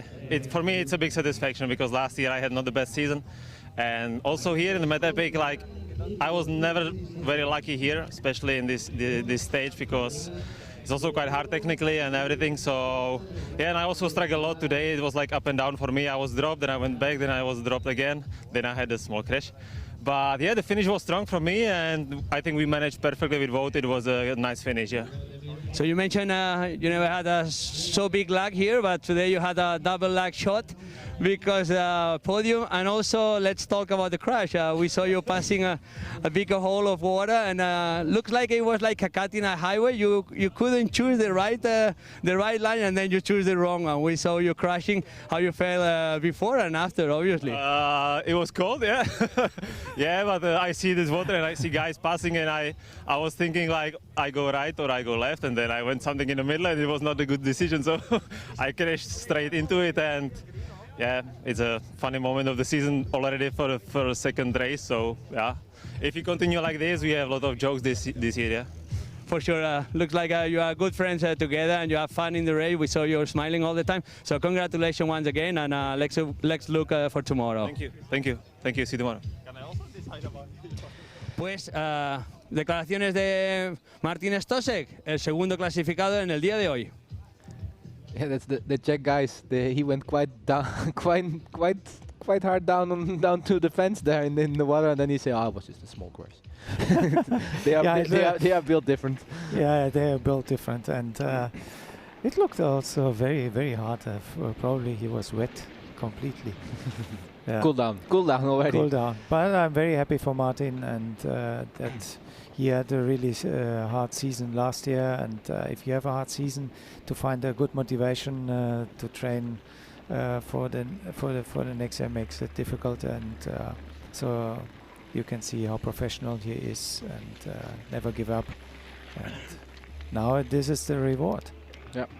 Yeah, if you have to, it's super nice to start the feeling your mojo is working. You can finish one and two in the races, and I know how hard they've been working on the training camp. I speak 28, 30-hour weeks, just long rides, and not eating bad stuff, sleeping on time, just doing all the small things. No beers. Right. No beers. No Carl. No beers. And you see, the longer you do it, now they finish 1 and 2, and I think that's for them it's a big relief. Also, changing bike brands, it can feel very good, but racing is the real test, and I think there's no better test or no better confirmation that the bike is incredibly fast if you finish 1 and 2. Exactly. No, very happy, and they played a very well tactic. I'm really impressed. So Martin attacked, and then Wout attacked, and Martin was leading out and left the space for Wout. So this is also a little bit difference in racing between the cross-country riders and the marathon riders. So in marathon you have to play a little bit of a tactic, because if you see you can't drop your competitor, then you have to switch to a tactic game, and that's maybe a little bit different, the difference to the cross-country guys. The cross-country guys, they only know flat out and just playing little tactics, but in marathon racing it's a different game, and we saw it today. 2 words, Carl. Rosa is on her own. I don't know if Julia Gregoire is in front of her or behind her, but she looks like she's find her rhythm. She's going up one of the last climbs. A big gap. She's gonna lose the leader jersey today, unfortunately. But the boys for the team, they make up, finishing 1 and 2. So that's that's how it works in the team. If one win, the other one lose. But in the overall, everybody is happy, and I'm pretty sure Rosa is very down to earth. She won't be stressed about what happened today. I think Natalia is just on very good form, and it's nothing to worry about. We don't know exactly what happened all day in the race, but she's still gonna smile. We know her. She's gonna give the leader jersey to Natalia with a big smile and a big hug on her face. Yeah, you're right. It's not the end of the world if you lose the leader jersey. It's disappointing, but maybe she has some reasons for it. I'm curious to hear what happened in the race, why she lost time, and I think it's because she liked the team jersey more than the leader jersey. Probably, yeah. Your your team jersey there's a lot of sunshine on it. It's nice and yellow. The overview of the finish area where everybody left this morning, 9 o'clock. Fast start uphill, like always, and then basically after maybe a little bit easier start climb, then it was just exploded on the first big climb, and after that we only had actions. We had unfortunately some crashes, changing race situations, but we're really exciting to watch the race from close by, and it's only gonna promise more for tomorrow. Tomorrow we have the longest stage. It's over 80 kilometers. Maybe they're gonna start a bit more slow, more careful. I don't know. I don't know if there's a slow or careful in this kind of race, but maybe they're gonna take it a bit more easy, and we're gonna have a bit more tactics, a bit more early attacks. So also 100% tomorrow we have to check in. This is what happened when they left. Yeah, start was at 9 o'clock, and then they started quite fast on the first climb to check out each other, but the group stayed together for a long time. They were like 20-25 riders still for a long time together, over 40-50 minutes, and then it only starts separating on the long climb where they put the power down, and some other tires get elected in their legs and get tired. It was David Valero was a little bit back in the first big climb in the feed zone, but he managed the situation very well and just went straight to the front and made from this leading group of 20 riders 5, 6, 5, 4, and then some riders came back in the downhill. Marty Aran here from Massia SB. It's difficult to be in the end of the group here because it's sprinting after every turn, and we see there the marshal guiding the way in this event. In the states like this, there are 120 to 130 marshals out there to make sure that all the riders get on their way safe. So big organization, always hat off for everybody involved in this kind of things. Here we see David Valero. Just maybe he needs an extra coffee in the morning, or he needed an extra espresso to get the engine started. But as you can see, he closed the gap here, and it's Hermida avoiding the bin here closely. But he's doing fine. This is what he used to. He's not getting into the way of the riders. And like Martin said in the interview before, he was always a little bit on the back, hang on the group, dangling a little bit of a yo-yo. But he's such a strong rider, and he has such strong legs that he came always back, and then finishing second.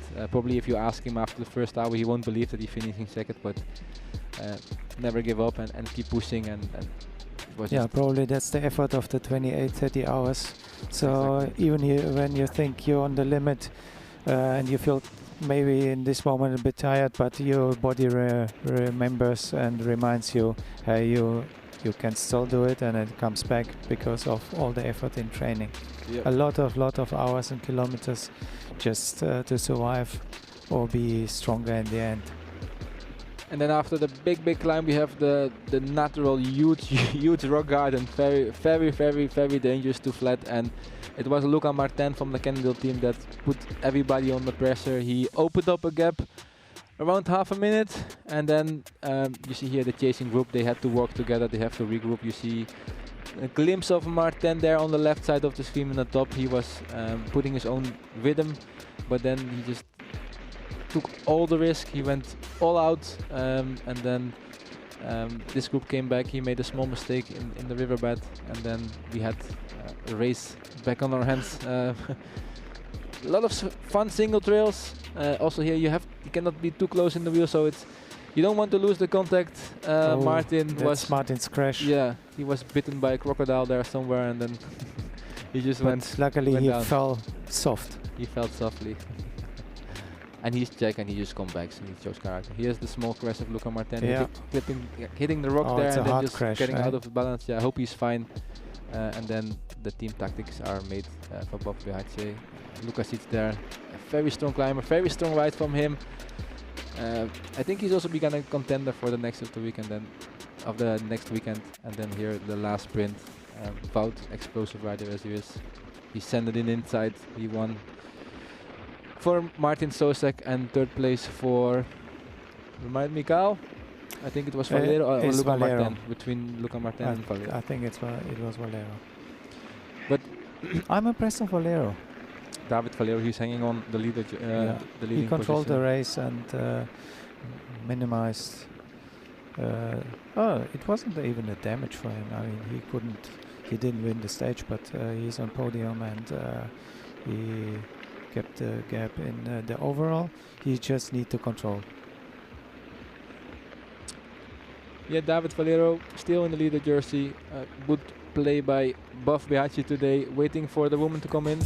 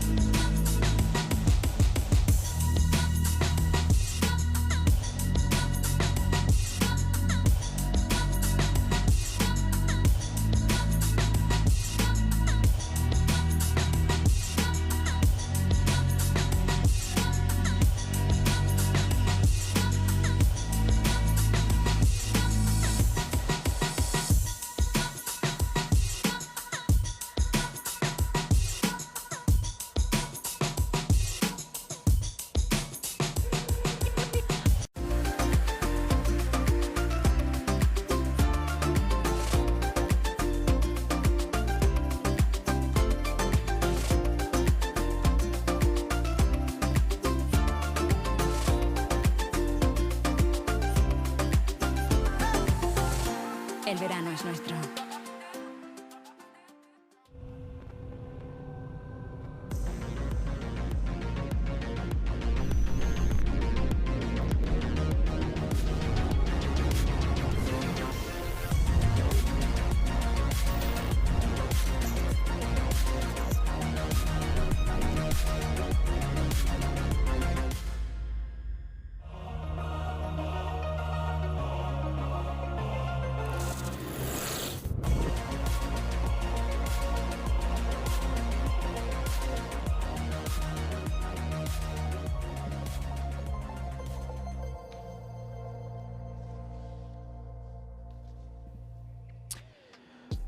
Welcome back after a small commercial break. We had some intense racing. I really need this breather, Cal. I really needed to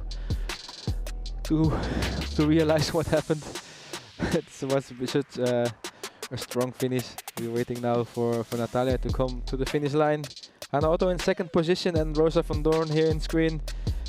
She's trying to defend or at least minimize the damage in the standing. Not on her best day in the last climb where the firework happened with the men, where the big attacks happened. So also the girls are not far out of the finish line. Really curious to hear from the girls how they felt today, if something happened en route, or it's hard for us to say exactly what's going on in their mind or how their legs feel, but it's gonna be tomorrow.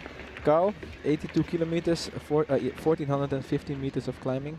It's relatively flat for a long distance, but you know the climbs here, even if it's not a lot of climbing meters, there's always loose rocks, terrain, it's quite hard. So tomorrow's also going to be very interesting. Yeah, tomorrow is going to be interesting. The first climb is quite intense, and then it's up and down. So for me it was always a little bit curious, because then you have the first excitement, and then in the middle of the race maybe you lose concentration because you don't really see the finish close to you, and you still need to be focused, not making mistakes, maybe not overpace a corner, not hitting a stone or a rock and damage a tire, and still keep control of all the riders, and yeah, just be concentrated. And 81 kilometers could be like a riding time of 3.5 to 4 hours, and yeah. Yeah, we see the stage 2 results. Wout Alleman, Martin Strozek, Luca Matter, David. Oh, so Luca Matter was in front of David Valero, and then quite a bigger gap from place 6. So the overall will be between the 6 riders. Yeah, tomorrow states also the third day of the race already. We have intense day yesterday, short but powerful today already. More than 2 hours of racing, so tomorrow also the third day, it's gonna come down to recovery. Who's taking his shake, who goes to bed early, who sleeps well, who eats well. Also the third day we will see maybe the guys that train a lot for long stages, for true marathon, because 2.5 hours, it's still it's quite a short. cross-country distance. Yeah, no, Not it's a really. long cross country, old school cross country, like back in the days, Carl, when the cross countries were 3 hours. But yeah, it's gonna also tomorrow. It's gonna be different racing. Maybe we see some other riders in the front. We see maybe Samuel Leporo, and then also maybe Mark Stutzman. David's gonna be there. It's gonna be interesting to see again. So you have to tune in tomorrow again, because it's gonna be more action. This is Natalia Fischer on the last technical downhill, Carl. This is where Luca Martin came back to the men as well. You can see why, because it's just a lot of rock gardens, very technical. The Norwegian rider unfortunately had a small crash in this section. He couldn't sprint for the victory, but finished close by in the top 10. So also a good day for him, besides his small tumble. Yeah, let's talk about some riders who lost some feathers today. We were expecting maybe a little bit, and they had obviously some problems. I don't know what happened to the Speed Company guys. Hans, do you see them on the results already?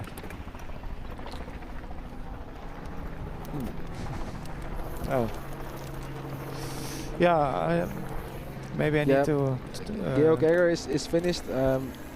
It's always hard to say if they come here to push the limit or they have new material, just want to test it in the race. So it's hard to say what they do, but they are they're not fighting in the front. But I know those two guys, and it can be that they finish tomorrow 1 and 2. So that's the thing. They're playing their cards, and they see maybe it's not gonna work today, and then they save the energy for the next day. Yeah, now. So never underestimate them. No, 100% not. For the rest, nobody really missed the boat. Everybody was on fire. Everybody was there who should be there. So I don't think a lot of race dynamics will change for tomorrow. Natalia is going on the last stretch to the finish line. She will look over her shoulder still because you're never really sure when you win. Pues sí, estamos ya pasada la última bajada, una bajada muy técnica. Natalia se lo ha tomado con cierta cautela y es que lleva una ventaja, como bien decís, de 5 minutos y ahora es cuestión de gestionar. Rueda muy bien, está muy fuerte y vemos como aquí en el plano está cogiendo a alguno de los élites, de los chicos, está apretando al máximo porque sabe que es una oportunidad única para subir la diferencia que pueda coger respecto a Rosa Van Dorn. Y Natalia está haciendo una carrera espectacular el día de hoy, como bien habéis visto en todas las imágenes y como bien nos ha transmitido Antonio Ortiz, Laura y Isma, pero ahora mismo está apretando a tope para quitar el máximo de tiempo, intentar ponerse de líder obviamente, y vemos como Natalia ha bajado muy bien, está en un estado de forma excepcional. La semana pasada ganó otra carrera también de máxima categoría, también de alta categoría, de 4 días, así que confirma el día de hoy el estado de forma de Natalia Fischer. Yeah, so Natalia is on the last stretch, last 3-4 kilometers, and it looks like she's going to win that stage in a superb way. I mean, it's always nice for zero mistakes, yeah. And to come to the finish line alone, and that's the best feeling, and then to enjoy the stage win, and also taking over the leader jersey and having a comfortable gap now for the next days. It also creates a little bit of less pressure and enjoying. We're not sure the time. Where is Hannah Otto, so we don't have a visual of her. Maybe she's closing the gap in the downhill. We can check in the second speed zone. She was still more than 3 minutes behind, so she's very secure. Rosa Van Dorn alone in 3rd position. She's more or less on the same gap as the first feed zone. She's closing in a little bit on Hannah Otto, so as you can see in this downhill on the right side, Rosa, it's a really enjoyable downhill. It's natural rock garden, your suspension is tested till the limit, and you can see she don't have any trouble following the man, and maybe she's even overtaking the man there in the downhill, because Rosa also technically is very good rider, very skilled, and here you see the speed. Pues sí, a escaso kilómetro y medio Natalia Fischer, fijaros, rodando en plano, intentando quitar el máximo de tiempo posible. Le queda 1,5 kilómetros, el asfalto, en la recta, casi de meta, donde hemos visto que Valero y se ha decidido al sprint, y en categoría femenina va a ser un final diferente con esta Natalia Fischer fortísima, ahora rodándose en solitario, donde va a coger un buen grupo, se me corta la respiración, un buen montón de segundos para la general. Natalia incluso me aconseja que respire.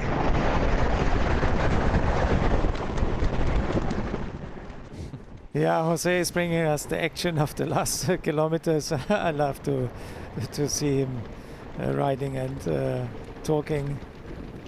And the speed is insane. I think she's going 50 kilometers now, and it's just she wants to make sure that she wins, but that's pretty sure. But she also wants to make sure that tomorrow she can maybe afford a mistake or have some There's some extra more security in the overall classification. Here she goes into this little tunnel. You have to be careful. It's quite dark. It's very fun.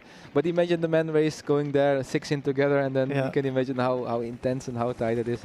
It's also the positioning. If you know there's a tunnel, so you sprint almost like to the finish line, and then it's not over. And then you have to accelerate again. There's another finish line. So there are a lot of finish lines in the race. And that's where experience helps a lot. And Wout already won this stage. Martin did the race before, so they know exactly this tunnel. They know how long the sections are after that. So that played in their cards very well, or in that that helped them a lot. But Natalia is riding like Rosa is 10 seconds behind her, or Hannah is 10 seconds behind her. But they are not. But it's good to see. It's just how motivated the girls are to show themselves, and the team and the sponsors, and it's only over when it's over. It's sport at the highest level. Now she's gonna go sharp right, and then she's gonna go to the finish line.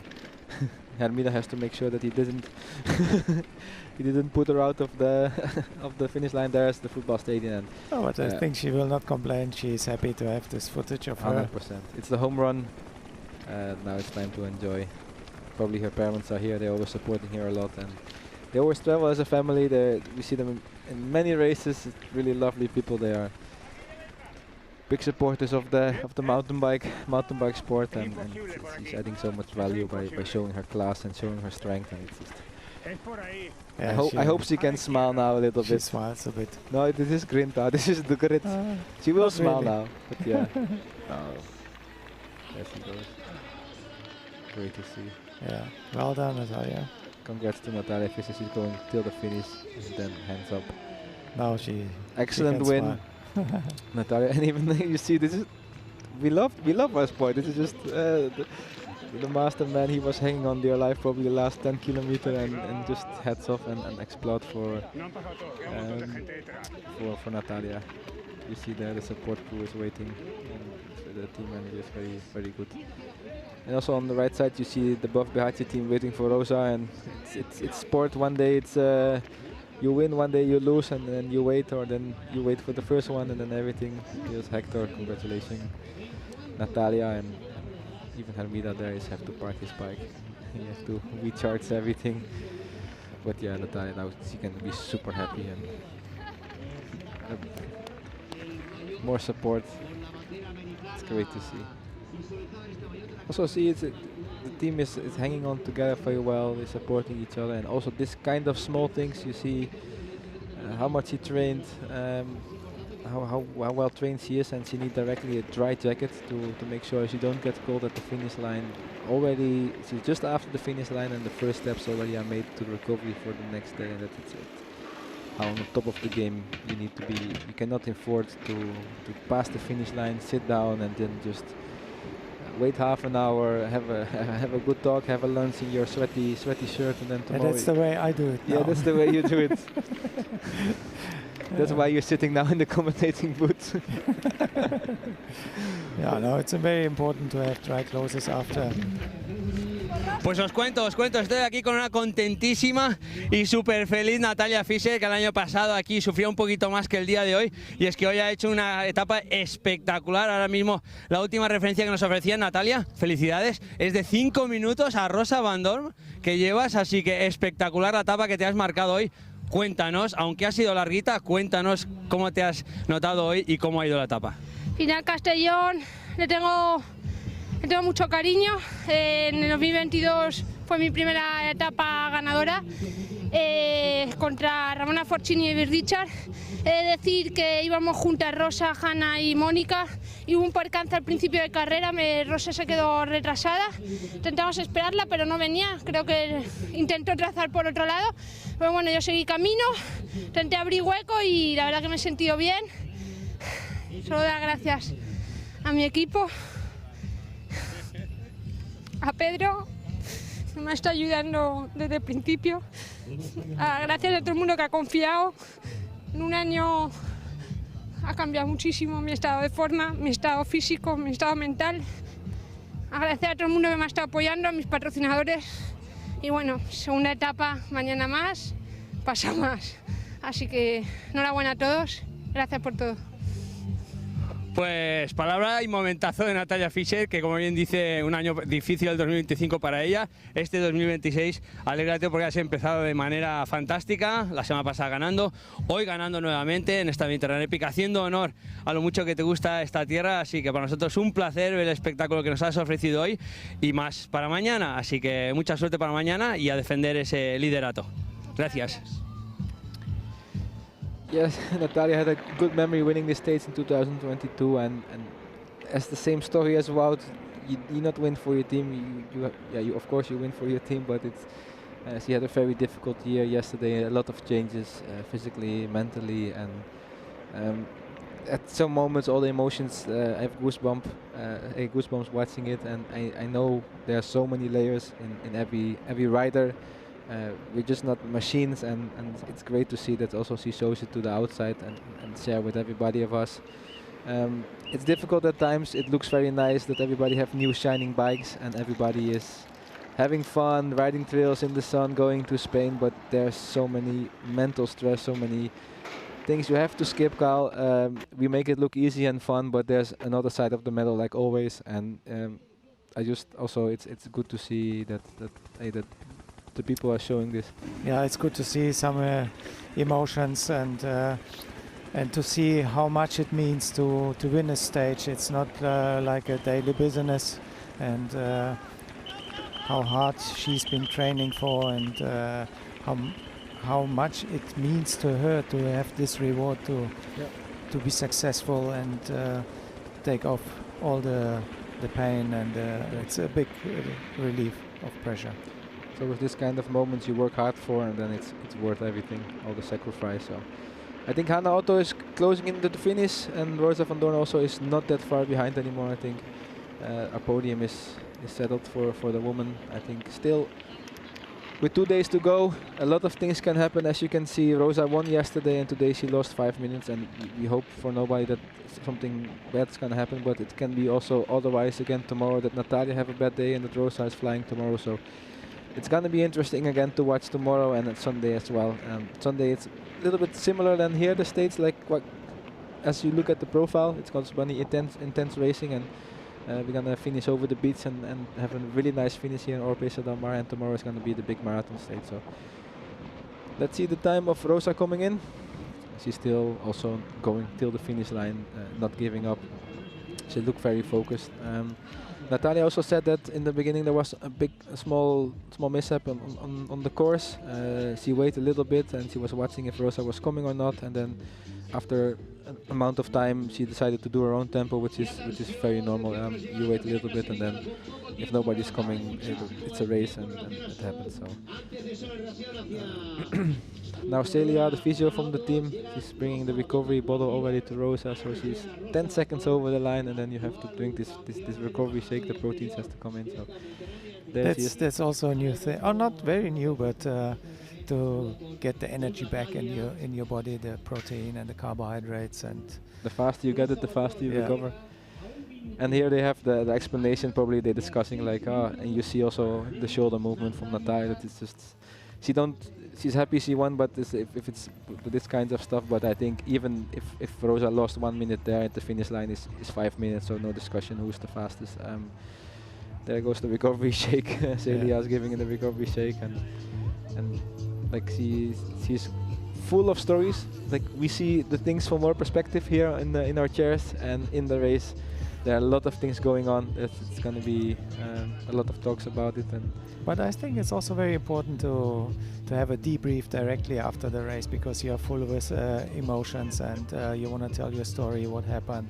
And that's why it's important to have supporters like a team manager or Swanio or mechanic to tell directly after the race what happened. And there's Hannah Otto. We missed her finish, but I'm pretty sure she finished in second position. Very solid ride for her. She was without cameras today, but she also probably have a lot of stories on the way, and we'll be happy to hear about her. And also she's going full to the finish. No rest. Yeah, well done, Hannah Otto. Yeah. And also it's I don't know if she's staying a long time here in Europe, but you have to imagine for her to come here, the other side of the world, having a jet lag, different environment. Julia Gregoire now is finishing her place, fourth place today for her.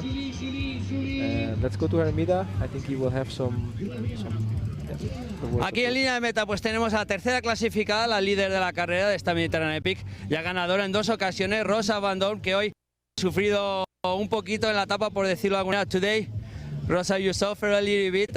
How was your feelings today? Natalia obviously was strong, but tell us about today. Yeah, Natalia was really strong and deserved the win for sure today.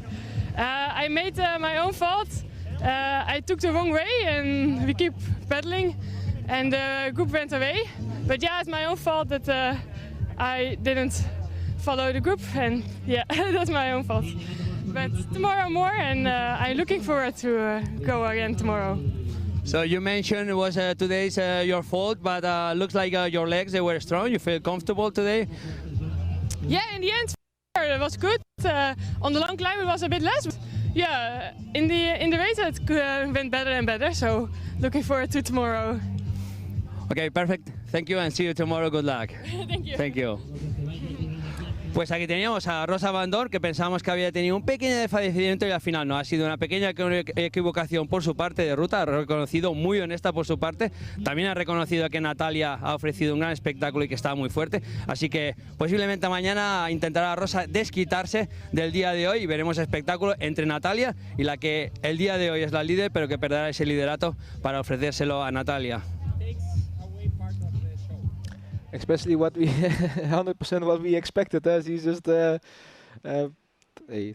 she's a good girl. She's saying like, hey, I followed another group, and the girls went there, and I went left, and I thought it was right, and it was left, and 100% her mistake. And this is very good from her. And tomorrow is a new day. She's gonna fight again. I think when the gap was in the first feed zone already like 4 or 5 minutes, the gap didn't grow that much, so I think we can expect some fireworks tomorrow, some more competition between them, because I think physically they are. Pues estamos aquí también con la protagonista del día de hoy, la segunda clasificada, Hannah Otto, que ya es una habitual de esta Mediterranean Epic. You come every year, and we always talk about you like this stage because it's technical. Also, you asked me for tomorrow, but today, how was today? Is it technical? You like it? And second position, great result. Yeah, it was a great day. For me, the more technical, the better. So I like this stage, and yeah, it was a great day. Good descents. Tried to really push the descents to make up a little bit on the climbs today. Did you try to stay on the wheel of Natalia, or just you got an attack surprising from her? She got away a little early. I thought maybe I could pace it a little bit better, but she definitely was on the gas, so tomorrow maybe try and not let her go. Perfect, so thanks, congratulations for today, and we see us tomorrow. Thank you. Thank you. Pues a Hannah Otto también, siempre muy sonriente, una corredora que ya es la tercera vez que viene a esta Mediterranean Epic. Le encanta esta etapa de Castellón por lo técnico, por lo revirado que es el recorrido. Y bueno, pues ya me preguntaba para mañana, y es que mañana también lo conoce, ya sabéis, una etapa larguísima de 80 y pico kilómetros. Pues bueno, de eso hablaremos mañana. Hoy las ganadoras han sido Natalia Fischer, Rosa Van Dorn, Natalia Fischer, Hannah Otto y Rosa Van Dorn, las protagonistas hoy en la carrera élite femenina.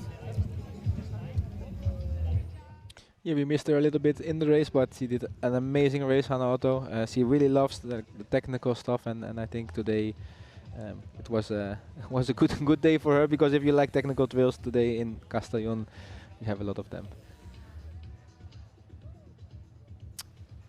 So let's go to the highlights of the girls today. Here we see it, the first single track early in the morning. The sun was still a little bit low, so it's difficult to have some visuals. Here, Julia Guerrero and Monica Calderon, they lost the connection with the first 3 girls. But as you can see, a mistake is made very, very fast here on this kind of trails.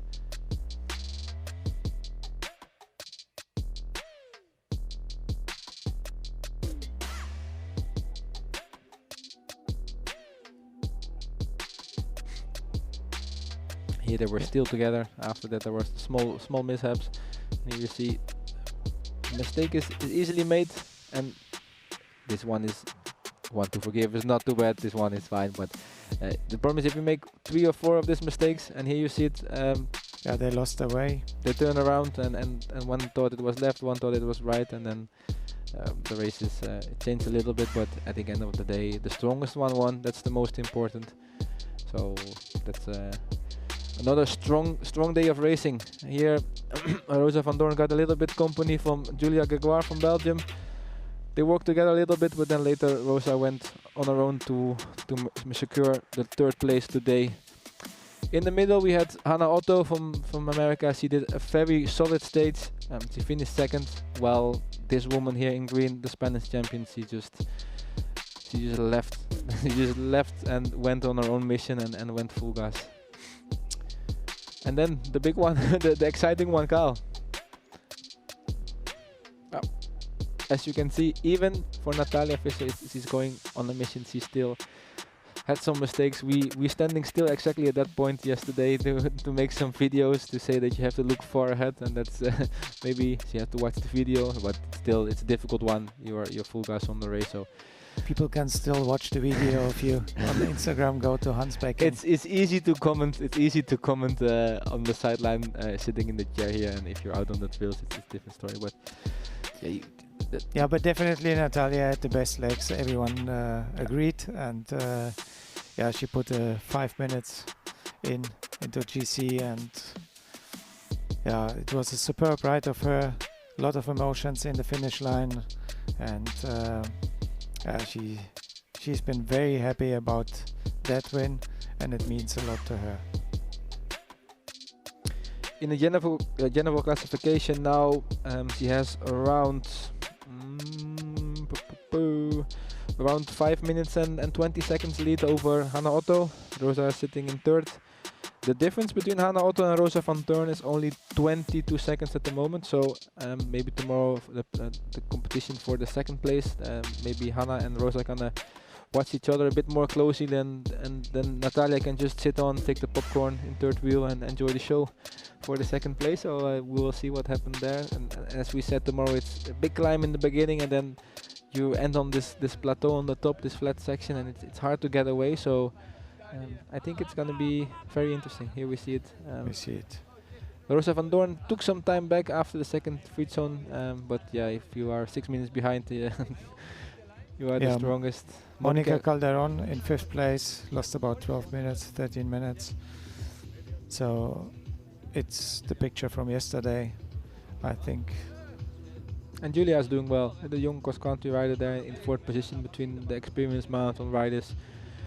Let's see what she can do the next 2 days. She's quite close to Rosa today, so it's gonna be good to see how this one gonna evolve. You know, Carl, after some days of racing, a lot of things can still change. It's not you've been a lot of time behind in the overall and still win classification. So it's it looks good on paper, but unfortunately we're not riding on paper. We're riding on big rock gardens. We're riding on steep climbs. We're riding on loose gravel. We're riding on asphalt. No puedo.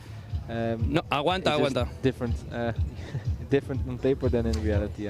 Bueno, pues tengo aquí a Luca Martín, que se está poniendo ahora la chaqueta, y es que se ha pegado un golpe fortísimo y ahora mismo le están poniendo hielo en la parte izquierda de su cuerpo, teniendo todo marcado, el codo, la mano e incluso el hombro. Así que, Luca, good race today. What a show you offered us in the middle of the stage. Then a little bit of bad luck with the crash, but tell us how you survived this stage after the crash. You rested your software, and we saw you quite comfortable in the end. But tell us till you crashed and then after. Oh yeah, when I crashed, it was a little bit hard because I feel my shoulder. It was broken, honestly, the first 30 seconds. I'm a little bit, oh wow, the season, everything, like, you know, like so fast. And after I pick my bike, ride the bike, and I'm feeling more better. I feel the knee, the finger, everything. I'm like, yeah, do finish the race proper. And but when you are here for fun and enjoy, I'm so enjoy to be on the race, on the group, the downhill, the climb, push proper, and it's so nice. And I think it's more easy to ride fast. And it was a nice finish, flat out, and we start flat out and we finish flat out.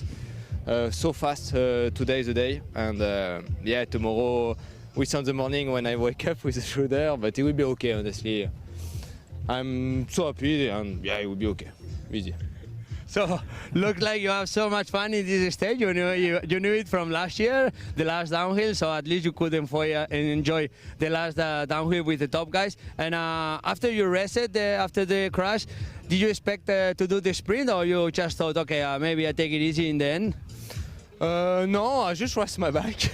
And on the downhill I passed 2 riders and I'm like, wow, it's so good, whip some jump, and yeah, at the last I'm like, okay, we go. I try to do the win, try to be on the front, but my legs, it was a little bit, yeah, I have the muscle at the back, it was painful after the crash, and I try, but yeah, the third is good. So we are sure with this happiness, your shoulder will be okay tomorrow and ready for the show. Good luck tomorrow then, Luca. Thank you. Thank you. Pues así de contento está. Ojo, el trompazo que se ha pegado ha sido de Champions League, pero el tío está aquí, son superhéroes estos corredores, superhéroes. Y encima, como bien dice Luca Martén, es de esos corredores que se lo pasa bien encima de la bicicleta, y cuando te lo pasas bien, todo sale bien. Hay días que no, como hoy, que se ha caído, pero aún así ha llegado con los de delante, así que seguro que está contento y mañana intentará nuevamente estar delante. Yeah, sometimes these guys, they looks like an elastic band. They crash and they stand up, and it looks like they're made of rubber. They build different. Let's have a look at the general classification. David Ferrero, clean day, doesn't lose any time. He still has 56 seconds on Wout Alleman, and then his teammate Martin Stosek 1 minute and 7 seconds behind. So I think the fireworks for the pressure will be on for David Ferrero from Buff Bihachi team tomorrow. Luca Martin also close by. We still have 5 or 6 riders in the mix, and again, it's gonna be. I want to also have to see it tomorrow. What's going on? The classification in the women, like we said, a small gap between Rosa van Doorn and Hannah Otto for 2nd place. It's gonna be interesting.